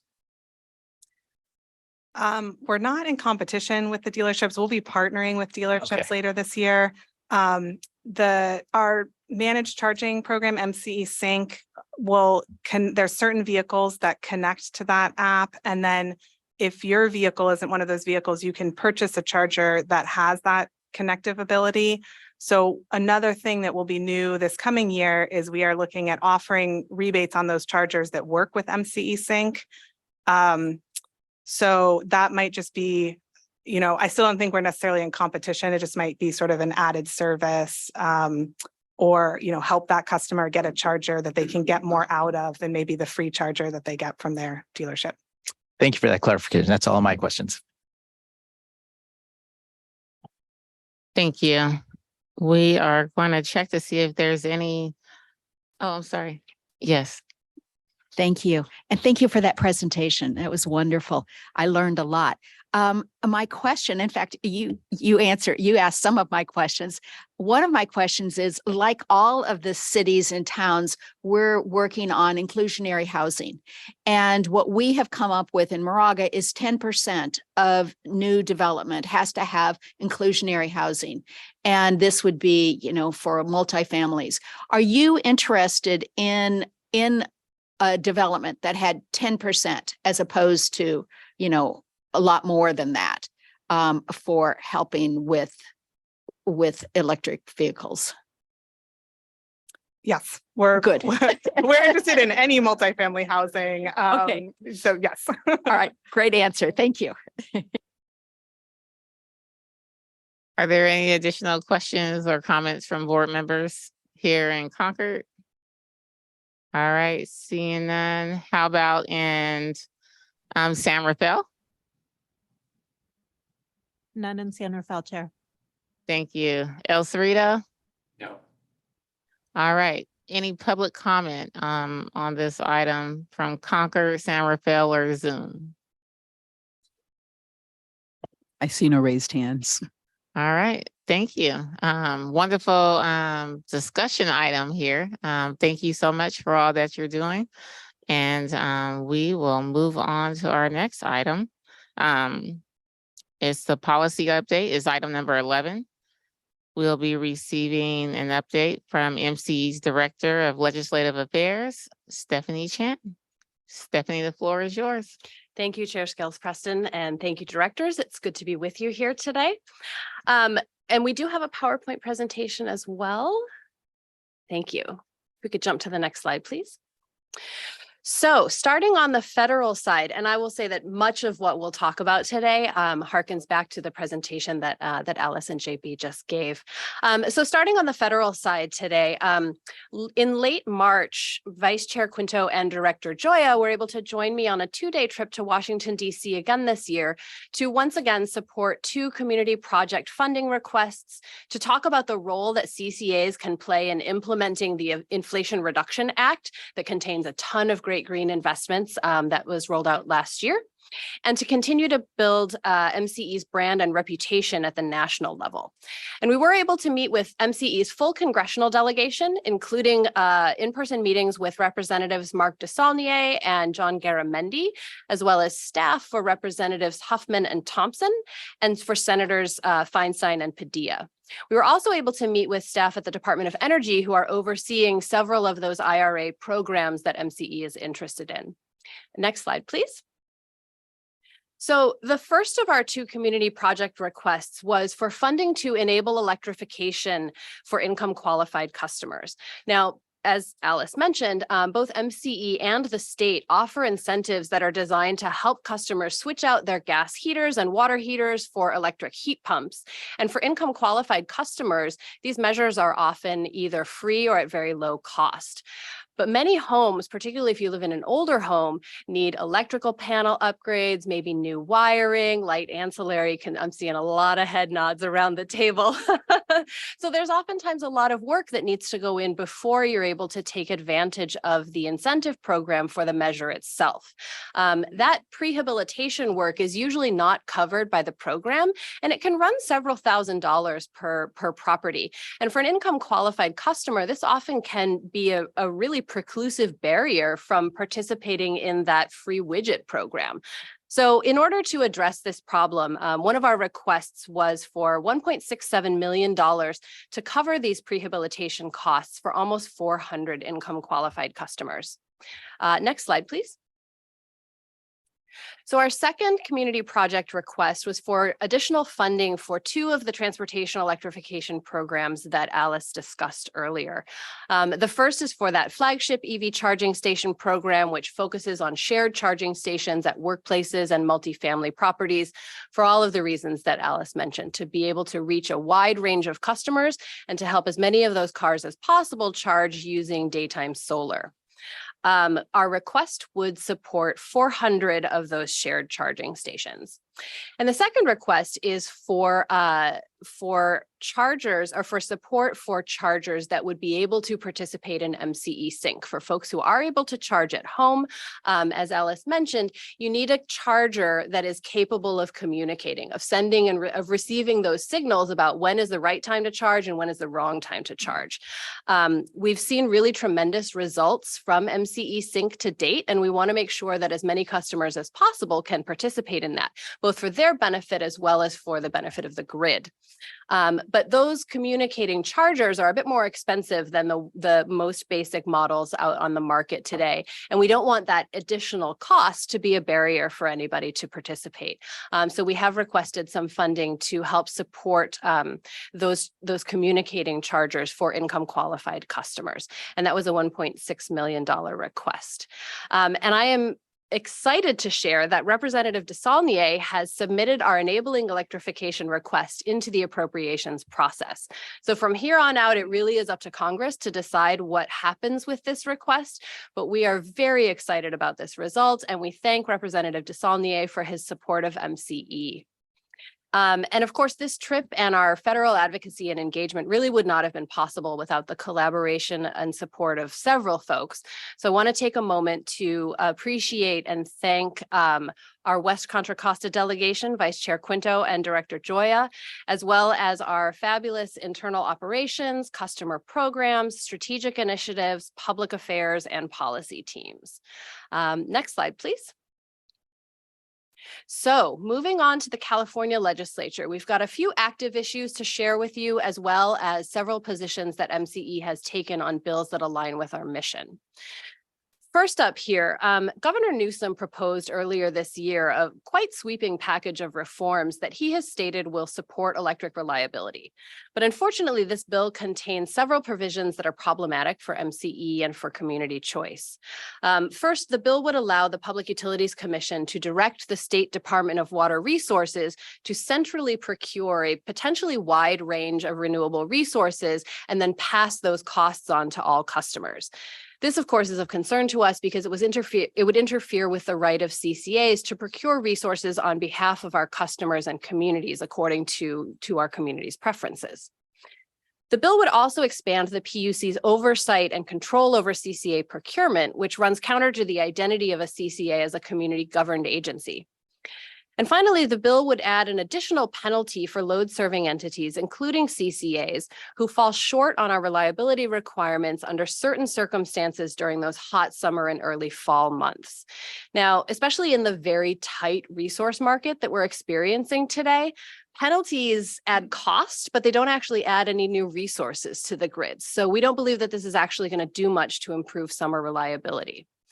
So both MCE and CalCCA, which is our trade association, have taken oppose unless amended positions on these bills, and we've offered several amendments that we think will significantly improve the bill. And if any of your cities and counties are similarly interested in weighing in on these issues, we'd be happy to circulate a template letter for your consideration. Next slide, please.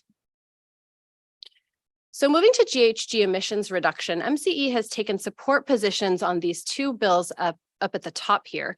SB 511, which is co-sponsored by Contra Costa County, would require the Air Resources Board to compile local GHG inventories for cities and counties using data that it's already collecting for its statewide inventory.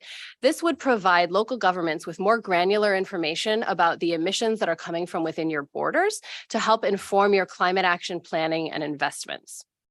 And then the second bill there, AB 593, would require the California Energy Commission to develop a statewide strategy for reducing emissions associated with buildings. The building sector today is responsible for roughly 25% of emissions in California, which makes it the second most polluting sector behind transportation. And this bill, of course, aligns very strongly with MCE's energy efficiency as well as building electrification programs. Now, moving along to transmission and distribution, these issues are a huge priority this session, with roughly a dozen bills, probably more at this point, that all are trying to make the process of plugging stuff into the grid faster and more efficient. These interconnection delays are impacting new buildings, they're impacting electrification of existing buildings, and they're impacting the installation of rooftop solar, of battery storage, and also of EV chargers. And many of you have signed on to a coalition letter that was organized by CalCCA that draws attention to this problem and urges legislative action. These delays are also impacting California's ability to plug renewable generation into the grid. We can't get it plugged in fast enough at this point. For generation resources, interconnection is overseen by the California Independent System Operator, or CAISO. And at the end of 2022, there were nearly 200 gigawatts of projects waiting in the CAISO interconnection queue. And the vast majority of those projects include the kind of storage that we need to really cover the afternoon and evening peak hours. Now, for context, 200 gigawatts is more than double the capacity of the California grid today. So this is a massive traffic jam getting onto the grid. And some of these projects have been waiting in the queue for more than 10 years.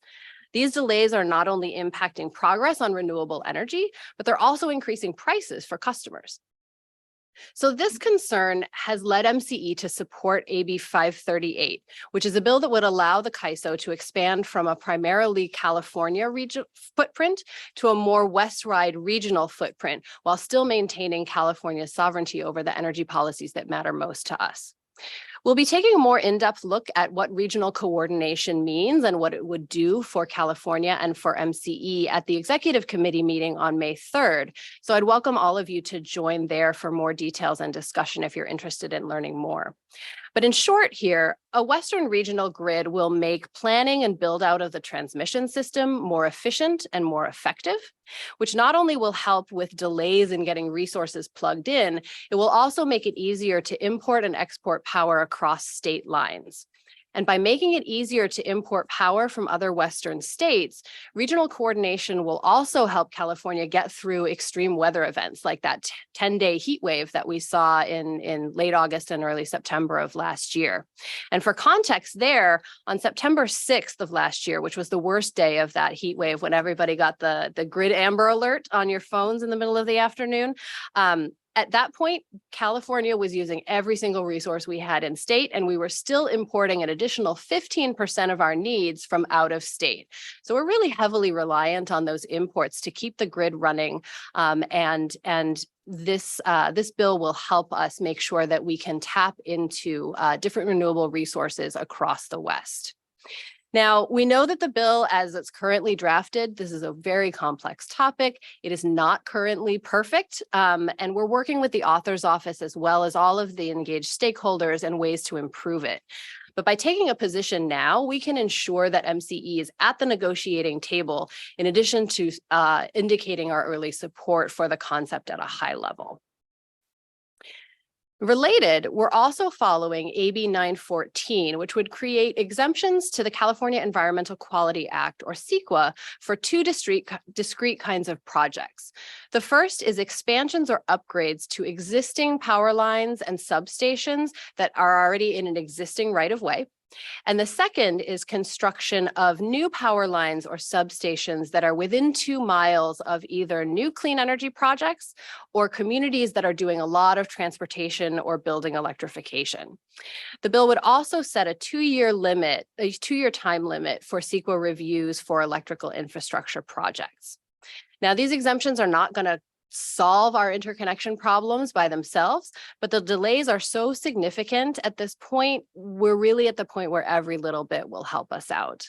Now, MCE has not taken a position on this bill because it does impact local government authority, but we're watching it very closely, and we'd be grateful to hear any input you might have on the issue. Next slide, please. So MCE has taken support positions on these 4 bills that are related to procurement and generation.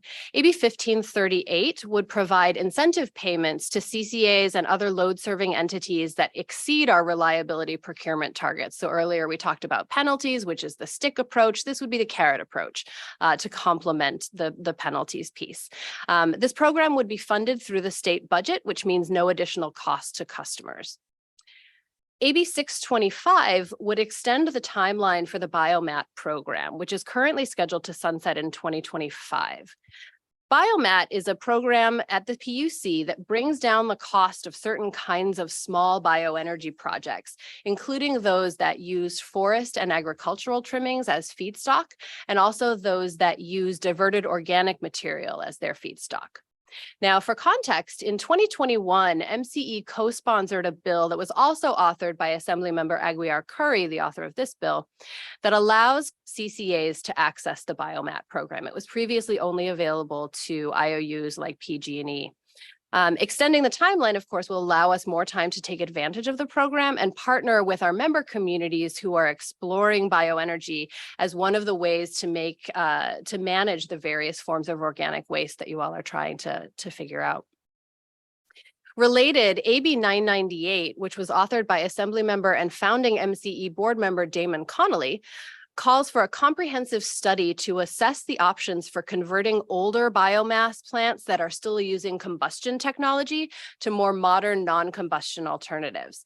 Now, this bill strongly aligns with MCE's responsible biomass procurement principles, which is a document that points our explorations of biomass toward the cleanest available options so that we can maximize the benefits of this technology and minimize any emissions that are associated with it. Now, similar to the bill that gave CCAs access to the Biomat program, SB 488 would give CCAs access to a small portion of the BioRAM program, which is another bioenergy program that is focused exclusively on forest management for wildfire mitigation. It was created in 2016 when we were experiencing a lot of bark beetle infestation in the Sierras, and it was causing a lot of trees to die.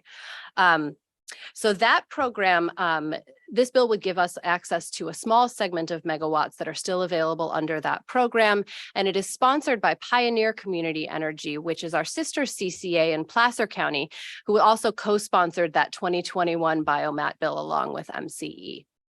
And, you know, for MCE, these bills are not just about biomass specifically, though that is a technology that we are interested in. It is a renewable baseload technology, meaning that it can provide renewable power around the clock, which is something that's very important to us as a way to help us move away from fossil gas. But these bills are also about leveling the playing field and ensuring that CCAs have access to the same resources and programs that the utilities have. And the utilities have access to both of these programs today. Next slide, please. So moving over to customer programs in the last of our updates here, MCE has taken support positions on these programs as well, which will sound very familiar after the conversation that we had with Alice about our programs.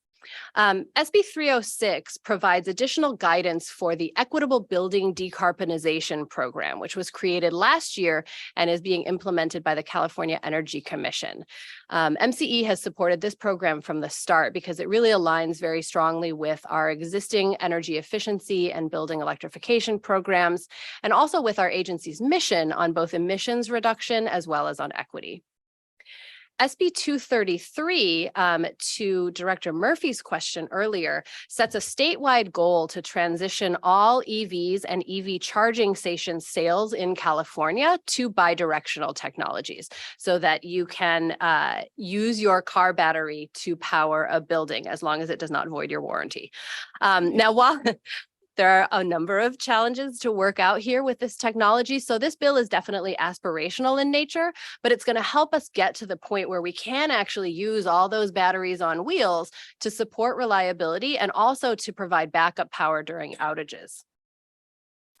SB 507 would require the CEC to report out on EV charging station deployment in low-income communities, rural communities, environmental justice communities, and other underserved areas of the state, to the question that Director Rice raised earlier. This not only will provide valuable information to ensure that EV charging is available to all communities, but it will be another important data point for MCE and for all of us as we're looking at where charging needs to be developed in our communities. And over time, we will actually be able to see the results of our efforts reflected in these studies over time. SB 529 would create a program to support EV car sharing for residents of affordable housing. This program would very nicely complement the work on energy efficiency and electrification for affordable housing properties and present a really nice way to round out that package of clean energy resources for those properties. And last but not least here, SB 57 would have ensured that customers who are behind on their bills and at risk for disconnection would not be disconnected for non-payment during extreme heat waves or on days when the temperature is below freezing. That's just a cruel time to turn off someone's power. But unfortunately, this bill faced some early challenges and the author chose to pull the bill rather than to water it down. Though I will say that there are similar protections that are that come from the PUC on the regulatory side of things. So this bill would have made them a little bit stronger and would have codified them in statute. But unfortunately, it is not going to advance this year, but we're hopeful for future opportunities. And with that, thank you for sticking with me here, and I'm happy to answer any questions.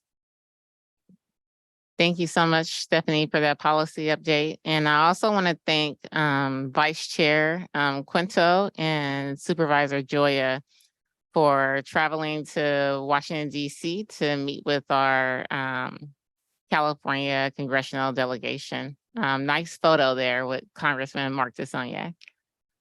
All right, I'll start with you all to see in West County to see if you have any questions or comments. Yeah, I wanted to just speak briefly on AB 914, and that's Friedman's bill. And there's that one project, off-wind project on the North Coast that is having problems because of how are they going to connect to the grid. And so I think that this AB 914 would help support and help bring that online. They desperately need that in the state of California if we're going to continue with this electrification project. Because really, we're not ready for it. So hopefully this bill will pass, and that will help bring offshore wind, that project up in the North Coast, online faster. So thank you for that. And Stephanie, thank you again for Washington and all the work that you did. So you made the job easy for Supervisor Joya and myself. So thank you again. Thank you, Vice Chair Quinto. Are there any questions or comments from San Rafael? Just a comment. Gabe Quinto and I serve on the League of California Cities Environmental Quality Committee. So it'd be great to make sure that we're in alignment on these bills so that the League can advocate alongside MCE. Looking around this room, I see some members of, including Director Beckman and soon to be Director Joachim and others, are on the legislative committee of the Marin County Council of Mayors and Council Members. So it'd be great to make sure that we're in line with them, as well as the county legislative plans as well, just to make sure we're all making the same points and speaking to the same issues. Thanks. Yeah, Thanks. feel free to let staff know if there are folks at those organizations that you'd like us to share our position letters with and be in touch with. I think that's a really great idea because we may be able to save everyone time if we're sharing information.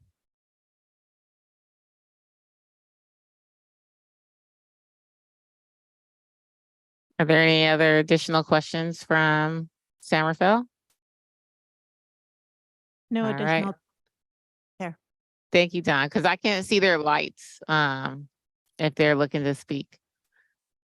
All right, I'll turn it over to. Actually, just one more, Chair, Max again. I know that oftentimes at the policy committees at the State Assembly and Senate, there's opportunities to do a Me Too and say, I support this bill as well. Speaking for myself, I'd be happy to do that if you let me know when that is. And I'm sure other colleagues here would be as well. Thanks. Thank you. Any questions or comments from any of the directors here in Concord?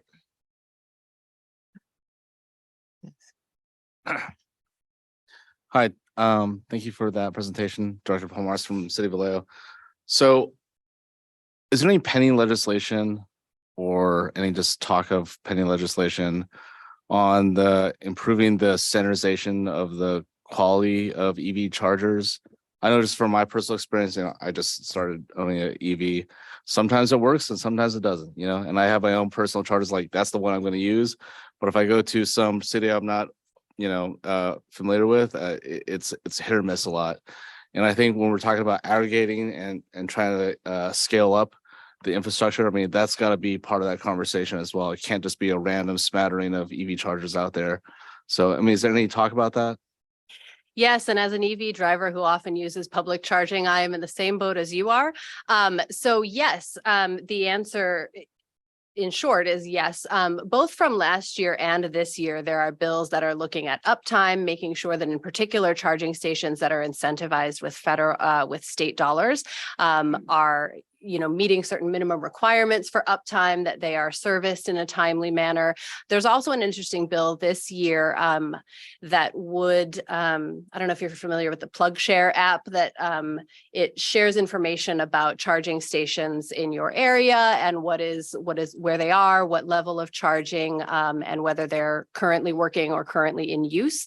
There is a bill that would look at really expanding that kind of open access data portal to provide a lot more information to EV drivers, even including a lot more granular information about exactly the issues that you're talking about. And also, like, is that charging station that I'm driving to available? So, or should I turn around and go to another one? That's a really good question. So yes, this is definitely a topic of interest at the state legislature. Okay, fantastic. I'd like to throw my support if that ever comes up. Thanks. Noted. Thank you. Thank you. Are there any public comment from San Rafael, Concord, or Zoom? Hi, Chair. There's a member of the public, Rebecca Collins, that would like to speak. Thank you. Rebecca? Hi, thank you. A lot of really interesting legislation. I am just concerned, though, that the part about the AB 538 that's not being addressed is how it really massively restructures the system that we live under. And that was part of what I said before, but the last time California expanded its CAISO market, it resulted in a corruption scandal that cost us $40 billion in monetary fraud, but also uncorked the highest level of greenhouse gas emissions in the state's history for electricity. And it was because California took the case to court to re-regulate its electric market, restructuring CAISO, folding the power exchange functions into CAISO. And it were these actions that set the stage for creating our world-class grid. The model policies like renewable portfolio standard and community choice aggregation came out of that. We were able to reduce our greenhouse gases by half in 1 decade. So a few days ago, it was announced that the Wyoming Trans-West Express transmission line for wind generation has gotten approval. We have all the tools at our disposal in our current system to engage with buying wind from Wyoming, for example, without being subjugated to the rulings and attitudes of Wyoming and other states that really do not carry the values of California. This state recently passed an anti-electric vehicle law just to show California that it could. It's just surprising to me that, this whole part of how it massively and just completely changes our regulatory structure is being skipped over in, what is being discussed here. It really worries me. Community choice was created out of us solving the problems of the CAISO. And we're looking at entering into something very similar. That's going backwards. That is not going forwards. Thank you for your public comment. You're at time. Any further discussion on this item before we move on to item 12? I'd like to jump in if I may. I wanted to highlight that the bill that Director Quinto mentioned, AB 914, the Friedman bill, CEQA exemption. As Stephanie mentioned, this is a bill. Well, let me back up. MCE has a policy platform that is in place to allow us to determine whether to take a position on an item if it's kind of a no-brainer and in close alignment with MCE's mission and has been approved by our board under that policy. One kind of carve out in that policy that's specifically noted is that we're not able to take a position without board approval if there is a nexus with local land use decision making. Because this bill relates to CEQA exemptions, we thought it would be important to bring it up here at a board meeting. At this time, we haven't taken a position, but if there is interest by the board in taking action tonight, we would be able to write in a letter of support. So I just wanted to flag that in case anyone's interested in making a motion and taking action on that item. Otherwise, we'll continue to stay on the sidelines of that issue. Chair, Yes, Director Rice would like to speak. Director Rice. Yep, thank you. So Dawn, could you speak a little bit more about our strategy with regards to AB 538, please? Yeah, I would be happy to. So this is a very important and complicated bill. I'd like to say, start off by saying that this is a bill that would allow California to continue to have access to transmission across state lines. Currently, we are reliant to some degree on resources from other states. There is a need to more than double the amount of transmission capacity in California to give us access to all the renewables that are built and being built. Also, to meet the state's objectives for offshore wind, we're going to need a lot more transmission capacity in California. The same is true across the United States. And there's an article that came out just last week that's a great explanation of this that I'll share after the meeting, that is highlighting where transmission needs are in other states. There are huge delays in getting infrastructure connected. As Stephanie noted, we have over 200 gigawatts of capacity or new generation, renewable generation, battery storage in California that can't get interconnected. There's a big backlog at CAISO, the California Independent System Operator. There's also a big backlog across the US. So the reason I'm starting with that is I want to highlight that a lot of new transmission is about to be built. We want California to have a seat at the table in determining who has access to that transmission. How much is it going to cost us to access that transmission from other states? How do we determine, we want to be able to determine if we will be able to access that capacity, that transmission, or if it will be allocated to other states on a priority basis. I want to also mention that there are other balancing authorities and groups of generators and transmission owners outside of California that are looking to create more efficiency and are starting to work together. And I participated, for those of you that might have been able to listen into the PANC discussion on Wednesday, there was a great a speaker, Sarah Edmonds with the Western Resource Adequacy Program, who talked about the partnership that they've created that is working with many of our suppliers to schedule and kind of tie up resource adequacy with the members. And any members of this RAP program will be obligated to first share their resources within other members of the RAP before they send it to California or other states. So in addition to the RAP, there's also the Southwest Power Pool, which is another entity that is trading energy back and forth.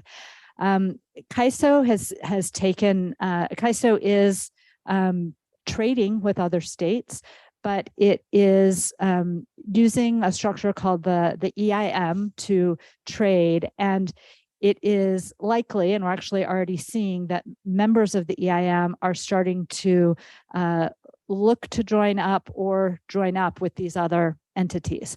CAISO has the ability through this legislation to become part of a multi-state transmission authority that would allow us to jointly set the rules of how the transmission will be used, how the resources will be used and traded, and setting the price for those resources and that access. That is why we feel that it's very important to help push this legislation forward. It is ultimately about affordability. Currently, we are price takers when we're buying from out of state. There's not enough in-state capacity, so we're needing to buy out of state. And so this multi-state partnership and trading is super important to maintain affordability. It also is a great way to help us deal with balancing the grid, because we've got different, the heat waves usually affect different states at different times. The sun sets a little earlier in some places than others. The wind blows in some places and not others. So the wider area you're pulling from, the better as far as load balancing and keeping prices affordable. And the last thing I'll say, because I think that some very compelling, points have been raised by folks who are opposing this legislation. But I think that it's just based on maybe a bit of old or misinformation that may be being put forward by groups that have a vested interest in controlling, in making some profits in their own industry. I think that the renewable goals that we have in California have there's been a contagiousness in those, and we've seen other states taking on RPS goals, and we're seeing a lot of greening of not only are many of our neighboring states greening up their own portfolio, but our extra green energy is being exported to those other states and allowing them to shut down coal facilities for long stretches at a time. I heard a lot about that in a presentation this morning from CAISO. So there's a lot to say on this, and rather than rambling on further, I'll just see if there are additional questions.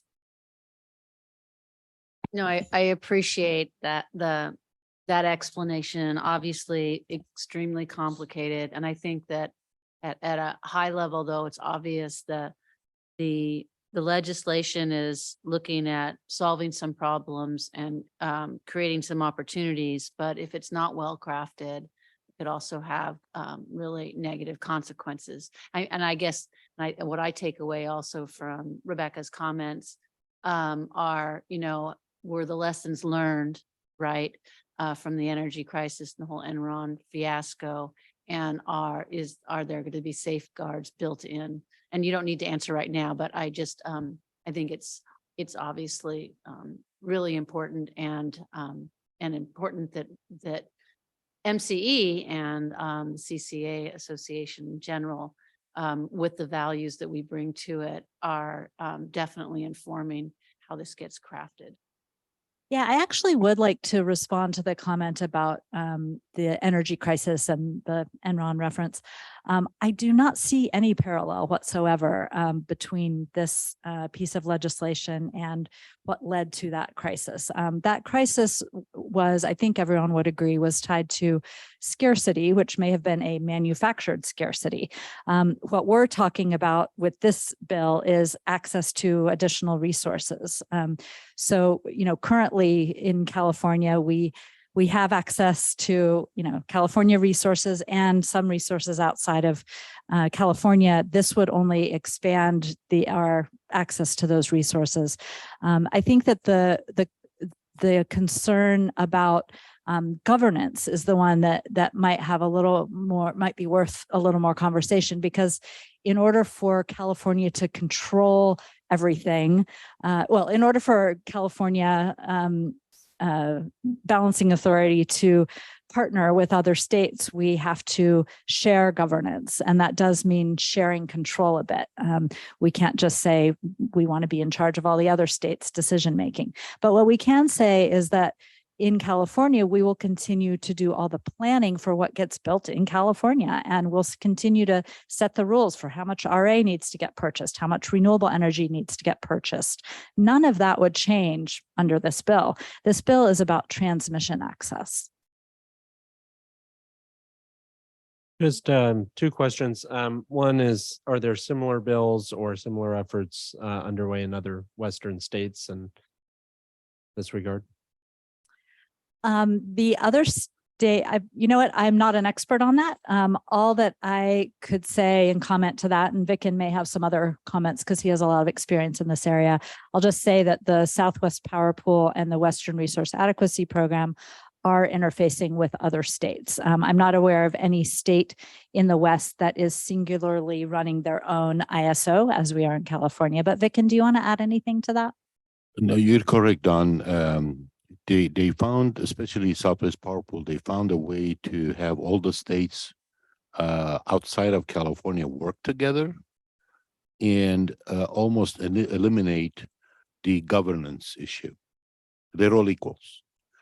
And the risk is, so California has been and will continue to be dependent on significant amount of imports from other states. So we have been lucky enough with the cooperation of the ISO and the energy imbalance market to optimize with California the rest of the West and get the exchanges of power going, like the 9 days we enjoyed of heat in September last year.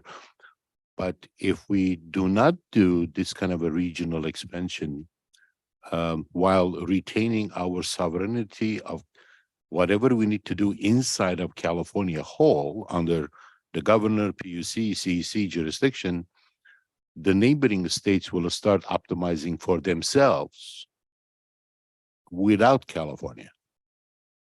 And in summertime, usually we import more than 10,000 megawatts.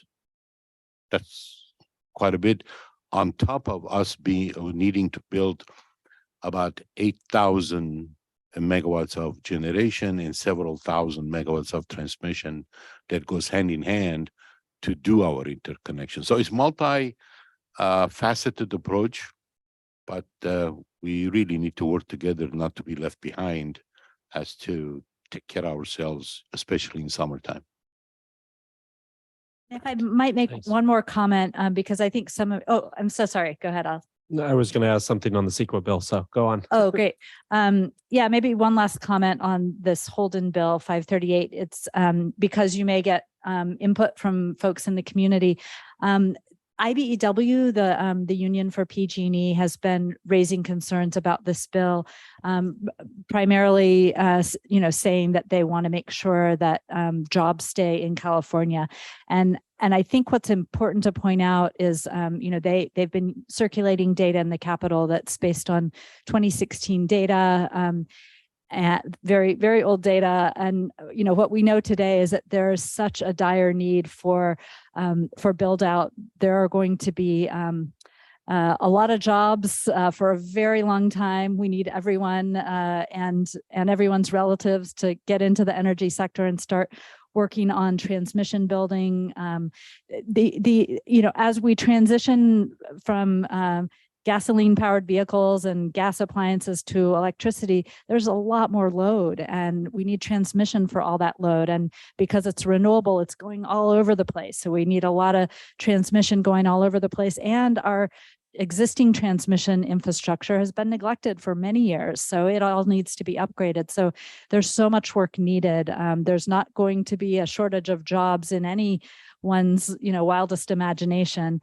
And the Biden dollars that are tied to renewable energy build out all require prevailing wage, and no one in their right mind is going to be building renewable power supply without good labor jobs. So while some of those jobs may be happening in other states, more than enough of them are going to be happening here in California. So I think this is a good job for the members of the IBEW, and I hope that they can start to engage on that side of the dialogue. Thank you. That's helpful. On the CEQA bill, I think it was referenced that it kind of shortens the timeline to 2 years. Can you speak a little bit more in terms of the nexus with local government? Yeah, I think maybe it's a bit of a gray area. So I know that, the CEQA process sometimes interfaces with local government authority, but it also is kind of its own process. But because it does have often have some interaction with local government, we wanted to kind of, just to be sure, we wanted to check in with the board before taking a position on that. And to be clear, it's not a full exemption. It's not a full Sure. exemption. And Stephanie, you can correct me if I'm wrong, but my understanding is that it's for existing transmission lines or within an existing rights of way for transmission lines, or within 2 miles of a right of way, or in a community where there is a big increase in load planned. Did I capture that correctly, Stephanie? Yes, I think the one clarification that I would offer is that it's for upgrades to existing facilities, so power lines or substations within those existing rights of way. And then the piece about lines that are near either clean power projects or places where they're doing a lot of electrification, those exemptions would also apply to new build, but within that very narrow geographic parameters to really intended to be able to plug in all of these electrification resources and clean energy resources. Thank you. I'm happy to make a motion to support that bill. Thanks. Can I just interrupt there? I think it would be important for members to go back to their local councils and their legal to consider that before making any motion towards that. And I would like to jump in. I agree with that because expansion, even if it's within a right of way or nearby, can change the land use around that expansion. So I think it's really important that we are able to go back on this one to get more clarity on what this means, because it sounds minor, but it could be more sweeping. I know in Lafayette, this is different, but we had a gas substation in one of our residential areas placed new, and it obviously wasn't ideal for our city. So we would want to not have this be a sweeping kind of a support thing without more refinements.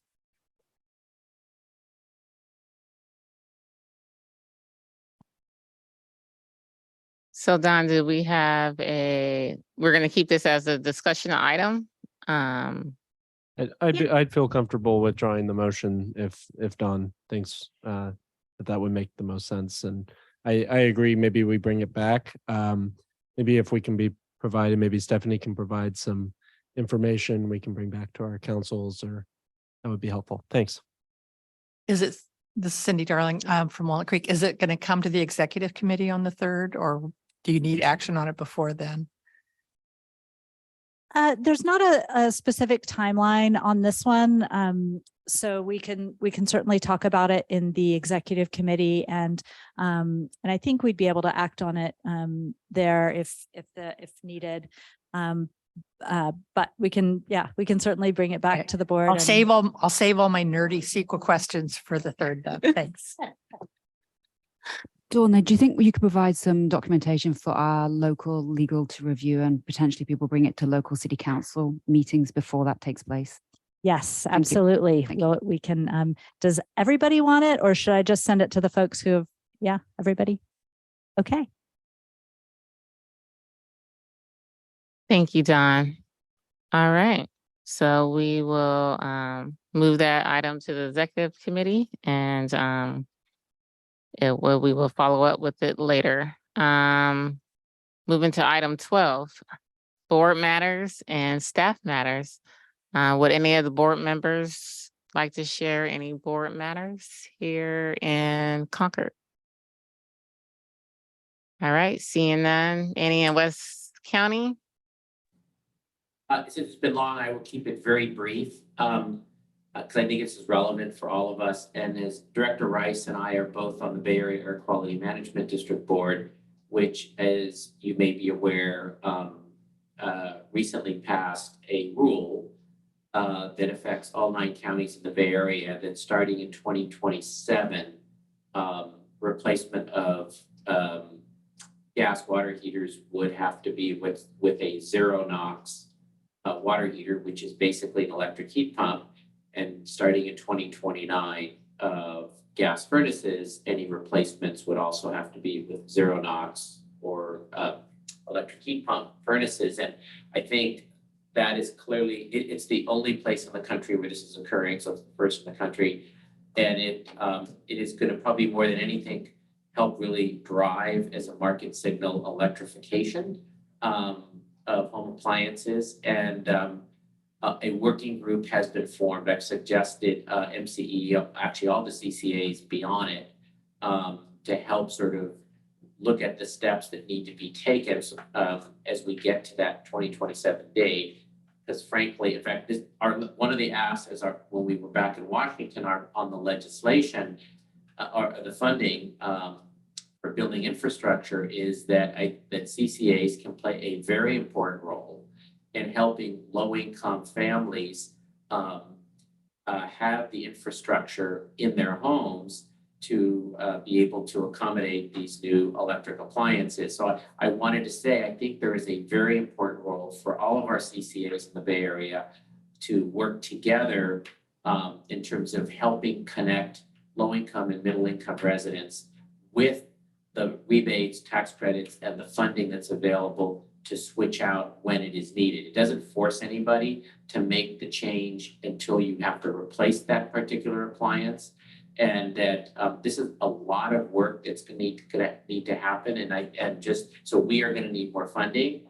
And I think that just wanted to note there's a role for, I think, our agency, for MCE to play.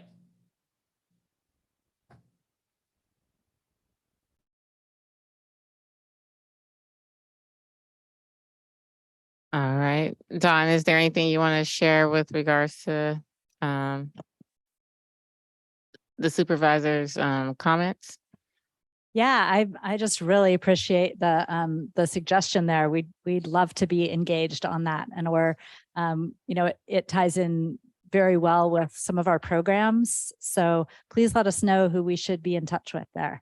I'm also happy to put the word out to the other CCAs because we have a great network through Cal CCA where we can get a hold of all of them in the Bay Area. Yeah. I mean, and Dawn, maybe you reaching out to the other CCAs that are covered in the 9-county Bay Area by the Air District to sort of get the CCAs working together about how they can collectively help us achieve this transformation.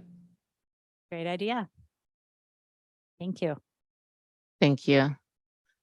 Any board matters in San Rafael? All right. Any No staff? additional comment. Thank you. Any staff matters in San Rafael? All right.